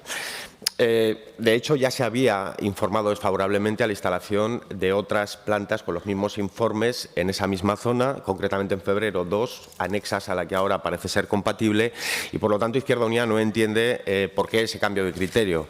Y queríamos que usted pues, nos dijese realmente qué ha ocurrido, porque se pone en peligro toda la zona de las estepas sur de Zaragoza, pero sobre todo también, y es quizá una de las cosas que más nos preocupa, es que se deja desamparada incluso a instituciones, a ayuntamientos que tienen protegidos suelos y que además, bueno, pues como bien sabe usted, hay norma urbanística suficiente para evitar que esto suceda. Y yo le quería preguntar si era conocedor de esta cuestión y, en cualquier caso, si ha habido algún tipo de presión o por qué ha pasado este cambio de criterio que consideramos absolutamente injustificable.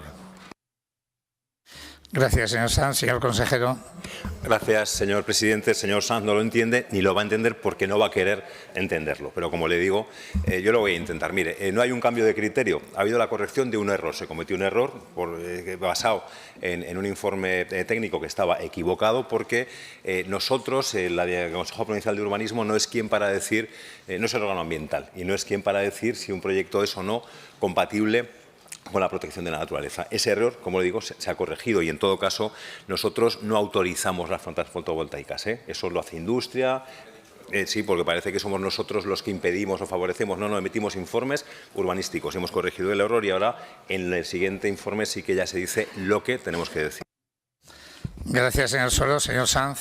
Pues mire, señor Soro, usted debe cumplir y hacer cumplir la ley. En materia urbanística se están conculcando varias en esta cuestión, varias leyes. Le digo alguna de ellas, hasta 3 de carácter urbanístico. El Plan General de Ordenación Urbana de la Ciudad de Zaragoza en su artículo 6.3.13, la Ley de Urbanismo de Aragón en su artículo 46, la Ley del Suelo y Rehabilitación Urbana en su artículo 21.2.a. Y si quiere, y directamente relacionado con esto ya sí de carácter ambiental, un decreto del Gobierno de Aragón del 21, el 13 del 21, de 25 de enero, en el que se desarrolla el Plan Básico de Gestión y Conservación del Espacio Protegido Planas y Estepas de la Margen Derecha del Ebro. Los otros tres sí son de carácter urbanístico.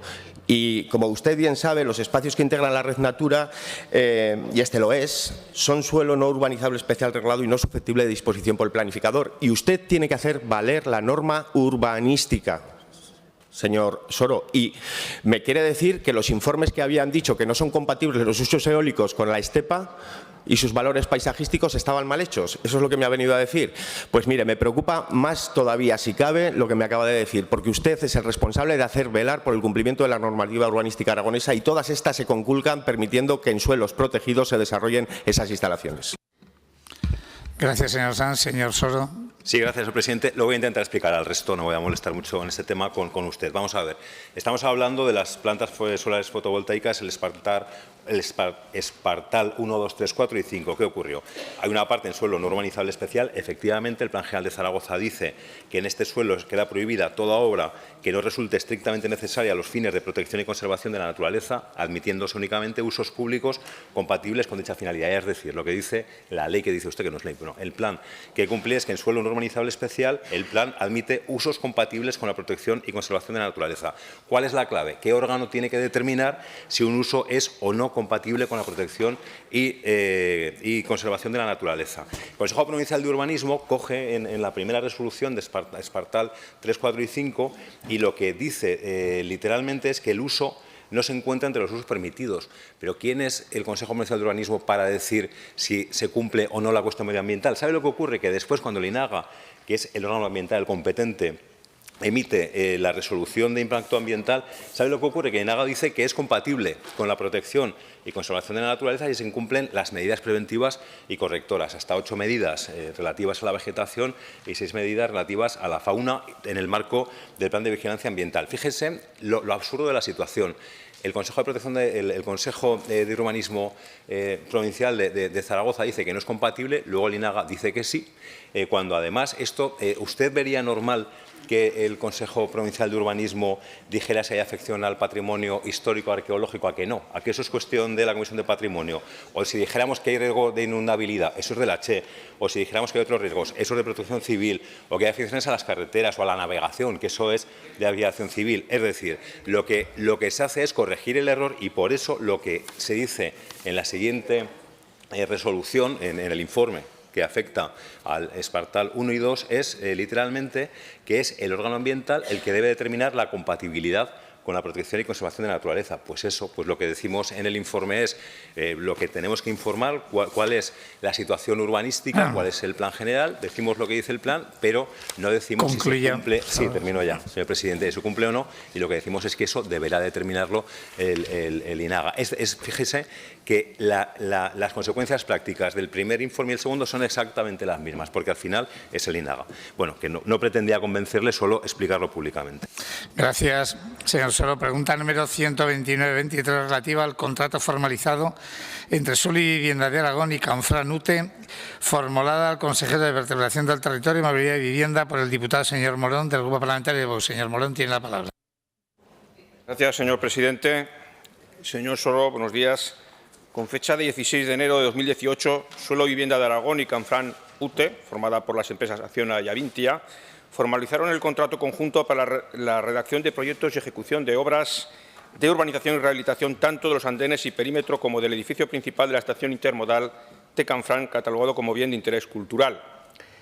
Lo curioso del contrato es que figura entre sus puntos que una tercera persona jurídica, Canfranc Estación 2018, empresa de reciente creación en ese momento y, por lo tanto, sin experiencia, se va a encargar del alquiler del edificio a un cuarto partícipe, Barceló, que en ese momento no se conocía, que lo explotará como hotel por un plazo de 69 años. Por ello, le preguntamos cuáles fueron los motivos por los que se incluyó entre los requerimientos de la licitación la explotación del edificio de Canfranc Estación en régimen de arrendamiento por el largo plazo de 69 años y por qué se decide que sea a través de financiación pública en lugar de realizarlo, como es costumbre, a través de una entidad financiera. Muchas gracias. Gracias, señor Morón. Señor consejero. Me parece, señor Morón, sorprendente que esto les preocupe a todos ahora. Les preocupa ahora. Hace 5 años nadie dijo nada. Mire, saco mi equipo algo de hemeroteca. Voy a citar solo una de las portadas de Heraldo del 9 de septiembre de 2017, que es cuando licitamos. Mire, el titular: la estación de Canfranc será un hotel a finales del 21 y se alquilará por 69 años. Nadie dijo nada. El problema no es los 69 años, el problema no es estos años, el problema es los algo más de 3 meses que quedan para las elecciones. Y alguno va a intentar con Canfranc, deben estar algunos muy nerviosos, me alegro de que las encuestas nos den tan bien y van a intentar quitarnos todo el mérito. ¿Sabe lo que ocurría además? Que en el 17 y en el 18 todos pensaban que no íbamos a ser capaces y hemos sido capaces. Gracias, señor Soro. Señor Morón. En primer lugar, señor Soro, le quiero recordar que nuestro grupo está aquí en estas Cortes desde el año 2019. Poco podríamos decir aquí en el 2018, ¿verdad? En segundo lugar, nosotros no estamos en contra de que se haya rehabilitado la estación de Canfranc, en absoluto. Lo que estamos en contra es de la operación que se ha montado después. Una operación financiera que está fuera de cualquier ortodoxia a la hora de la financiación de estas operaciones y que ha beneficiado claramente a una empresa, Canfranc Estación 2018. Nos extraña que en esta operación no se hayan seguido esa ortodoxia de tal manera que sea una entidad financiera la que valore los riesgos y la rentabilidad de esta operación. Por el contrario, lo que se ha hecho es financiar con el dinero de todos los españoles un negocio de una empresa. Un negocio de una empresa. Es decir, ustedes han optado no para que la explotación del edificio genere una rentabilidad a una empresa, pero que los riesgos tengamos que asumir todos los españoles. No, así es. Y mire, no queremos pensar mal. No queremos pensar mal. Lo único que queremos es que dé unas explicaciones que nos convenzan de por qué se ha obrado de esta forma, cuando no es la forma de obrar habitualmente, cuando hay una cesión de una obra para su explotación a lo largo de unos años. Y, desde luego, por qué se ha recurrido a esa cifra de 69 años, cuando normalmente, si lo hubiera financiado una entidad privada, desde luego no habría sido más allá de 20 años para la restitución de la cantidad financiada. Muchas gracias. Gracias, señor Morón. Señor consejero. No sé, señor Morón, si es consciente usted de la gravedad de lo que acaba de hacer. Es que me está acusando, está insinuando que he hecho trato de favor de forma ilegal. Es lo que... No, vamos a ver, que es que ahí está lo que acaba de decir usted. Me parece gravísimo y no todo vale en política. Mire, el señor Ledesma, que también está con el tema de la Romareda, al menos me ha pedido toda la documentación que ya le hemos ido mandando. Pida documentación porque no entiende usted nada de lo que hemos hecho. Es que habla de referencias, de oídas, mete la pata y no sabe de lo que está hablando. Lo que se ha hecho es perfectamente legal. Un pliego con todos los informes técnicos exhaustivos, publicado en el diario de las Comunidades Europeas, publicado, por supuesto, en perfil de contratante con todas las bendiciones, es público, lo puede usted consultar, y lo que hicimos fue una adjudicación absolutamente legal con los criterios que había. La empresa que se presenta a la UTE presenta a un tercero para cumplir uno de los requisitos, que era experiencia hotelera, con una empresa que sí que tiene experiencia hotelera en Boltaña, aunque eso tampoco lo debe saber usted, en el monasterio de Boltaña, y se ha cumplido todo perfectamente legal. ¿Por qué alquiler? Pues porque, mire, la clave es que queremos que la Estación Internacional de Canfranc sea siempre pública. sea siempre pública. Entonces, lo que hacemos es un alquiler para que siempre permanezca en el patrimonio de todos los aragoneses, de la humanidad, es patrimonio de la humanidad, además, con el vestíbulo que siempre va a ser, aunque esté en la recepción del hotel, siempre va a poder acceder cualquiera. El cálculo es un cálculo financiero, es que el cálculo del alquiler, mire, se fija, la renta se fija para que la tasa interna de retorno estimada sobre la inversión prevista fuera de un 2%, y de ahí resultaba un valor actual neto de 201.000. Y lo que se hace es una duración que comprende la recuperación del capital invertido. Y después, en la memoria justificativa, está a su disposición, se explica perfectamente por qué se hace de esta forma creciente. Es decir, no buscábamos recuperar la inversión, lo que queríamos era poner en valor un espacio que jamás nadie había podido, además de la rehabilitación del hotel, la nueva estación, la nueva playa de Vías, la urbanización, pero sí que es una fórmula que nos parecía adecuada, alquiler, para que siga siendo público y recuperar la inversión. Por cierto, y termino con esto, señor presidente, también es muy curioso que en el aeropuerto de Teruel, por ejemplo, en el que estamos, Gobierno de Aragón y Ayuntamiento de Teruel, esta es la fórmula que utilizamos. Se hace inversión con cargo a FITE de una nave, de un hangar, y después se da o en alquiler o en concesión, según cuál es la naturaleza jurídica. ¿Por qué duración y por qué alquiler o concesión? La que se determina con el estudio financiero. Es sorprendente, como le digo, que ahora es cuando se grito en el cielo. Gracias, señor. Gracias, señor consejero. Pregunta número 131-23 relativa al Centro de Ciberseguridad en Huesca, formulada a la consejera de Ciencia, Universidad y Sociedad del Conocimiento por la diputada señora Zin del Grupo Parlamentario de Ciudadanos, para lo cual, señora Zin, tiene la palabra. Gracias, señor presidente. Señora Díaz, cerramos pleno una vez más. ¿Qué va a suponer para nuestra comunidad la apertura del Centro de Ciberseguridad de Aragón y su integración en la Red Nacional de SOC? Gracias, señor presidente. Gracias, señora Zin. Señora consejera. Gracias, presidente. Buenos días, señora Zin, ya casi tarde, es que otra vez nos toca cerrar el pleno. Lo primero, poner en contexto por qué ponemos en marcha este centro de ciberseguridad. Es cierto que nuestro mundo está viviendo una transformación digital y no hay que ser ingenuos. Las amenazas se han multiplicado, tenemos muchos más riesgos de los que se tenían hace unos años y esto puede tener dos efectos perversos para nuestra comunidad autónoma en concreto. Por un lado, podemos tener ataques y que esos ataques se perpetúen o consigan dañar nuestros sistemas, y además podemos tener ataques que, aunque no acaben de funcionar, pueden hacer que la ciudadanía pierda credibilidad o pierda confianza hacia la digitalización y las tecnologías. Por lo tanto, era fundamental generar entornos de trabajo seguro y en ese sentido es en el que ponemos en marcha el SOC. ¿Dónde se integra este espacio? Que creo que es importante también tenerlo en cuenta antes de hablar de las ventajas que va a significar. Actualmente la Dirección General de Administración Electrónica y AST son las que se encargan de ciberseguridad. Dentro de AST hay una entidad en concreto que es AST CERT, que es el equipo de rescate que está continuamente trabajando en materia de ciberseguridad, y ahí es donde instalamos el SOC.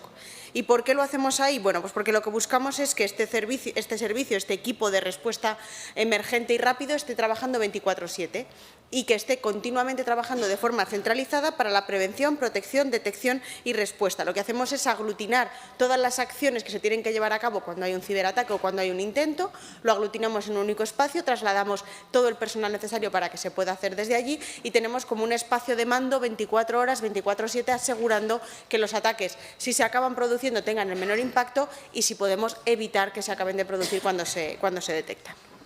Gracias, señora Díaz. Señora Zin. Gracias, señor presidente. Gracias, señora Díaz, por sus explicaciones. Es inminente la apertura de ese centro en Huesca, concretamente en Hualca, que formará parte de la Red Nacional de SOC. Esta red, que nace como respuesta a la estrategia de ciberseguridad para la década digital de la Unión Europea, en la que se señala la necesidad de crear una red europea de SOC que, basada en inteligencia artificial, permita mejorar la detección de ciberamenazas. Se ha comentado que cada vez son más aquí en Aragón. Era importante esa actualización del Esquema Nacional de Seguridad que se produjo en mayo, en el mismo mes de la creación de la Red Nacional de SOC. Un requisito indispensable para integrarse el Gobierno de Aragón en la red era esa certificación en el ENS a través de Aragonesa de Servicios Telemáticos. En octubre de 2022, precisamente, le preguntamos en sesión plenaria por la certificación si debía de someterse a una nueva, puesto que el reglamento del ENS se actualizó. Según datos actuales, más de un centenar de centros de operaciones de ciberseguridad integran la Red Nacional de SOC. De hecho, Europa nos ve como ejemplo. La idea, colaborar e intercambiar información ágil y efectiva entre todos los SOC de las distintas administraciones públicas para mejorar las capacidades nacionales de defensa, detención y respuesta a posibles ciberincidentes. Viendo la lista de los integrantes de la red nacional, nos llama la atención que esté la Diputación de Huesca, pero no estén ni la de Teruel ni la de Zaragoza. ¿Cree que sería necesario, para que la información fluyera mejor, que las otras dos diputaciones tuvieran un SOC, o con el autonómico sería suficiente, y a la inversa, que va a suponer que Huesca aloje 2 SOC, uno de ámbito autonómico y otro de ámbito provincial. Nos consta que estas infraestructuras necesitan de grandes recursos económicos, por lo que se necesita que, independientemente de legislaturas, se apueste por mantener este nuevo centro de titularidad autonómica.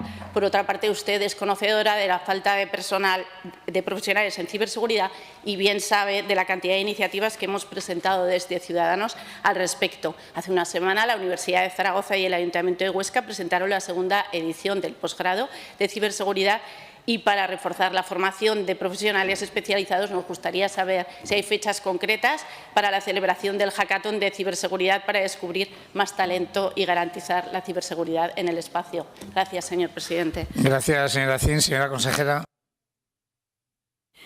Gracias, presidente. Por ir respondiendo a alguna de las cuestiones que se han planteado, la última parte, todavía no hay fechas públicas del hackathon. En cuanto sepamos, se lo haremos saber. Es cierto que hay una vocación compartida y en esto les doy la razón. Desde Ciudadanos han impulsado la falta primero de vocaciones y luego de titulados asegurados en ciberseguridad, y de ahí el posgrado, de ahí las nuevas titulaciones que en este caso se ha puesto en marcha en la San Jorge para intentar formar nuevos titulados, o el aumento de plazas en informática. ¿Por qué se pone en la provincia de Huesca y si necesitaríamos tener otros provinciales? Nosotros defendemos la especialización del territorio, y una de las defensas ha sido entender que la provincia de Huesca se podía especializar en nuevas tecnologías y en ciberseguridad. Lo hicimos con las titulaciones y lo hemos hecho intentando darle una nueva vida a Hualca, apostando por que sea un centro que atraiga talento con el Centro de Innovación Gastronómica u otras actividades, o la puesta en marcha de Podoactiva. Dentro de esta estrategia de especialización entendimos que Huesca podía ser puntera en ciberseguridad. El SOC es autonómico y en una primera instancia tendrá solamente trabajo para la Administración autonómica, pero la vocación es que haya una escalabilidad de este centro unificado que nos permita cubrir el resto de administraciones que están dentro de nuestra comunidad autónoma. No tiene sentido, y en esto quiero recalcarlo, no tiene sentido duplicar entidades. Lo que necesitamos es un buen equipo muy formado que esté dentro de una red, de la red nacional, que estén los mejores y que una vez que sean capaces de tener muy controlado cómo son los ciberataques, puedan acudir a ayudar y a echar una mano a los ayuntamientos, a las provincias, a las diputaciones, a las comarcas que lo puedan necesitar. Ser especialista en ciberseguridad hoy en día no es moco de pavo, necesitamos tener a los mejores. Los ciberataques que se reciben actualmente están muy bien preparados y por lo tanto hay que integrarse a nivel nacional, centralizar, que es lo que hemos hecho, y poner al servicio pues este SOC. El Gobierno de Aragón vamos a destinar 2,4 millones de euros para su puesta en marcha, ya termino, para la integración en la red nacional otros 2,8 millones de euros, y esto se suma por último a los 18,7 que estamos destinando en materia de ciberseguridad, porque es cierto que es una problemática que nos afecta y que, aunque a veces no se vea, hay muchísimo trabajo detrás para asegurar espacios protegidos en la red. Muchas gracias. Gracias, señora consejera. Pues termina el orden del día. Se levanta la sesión.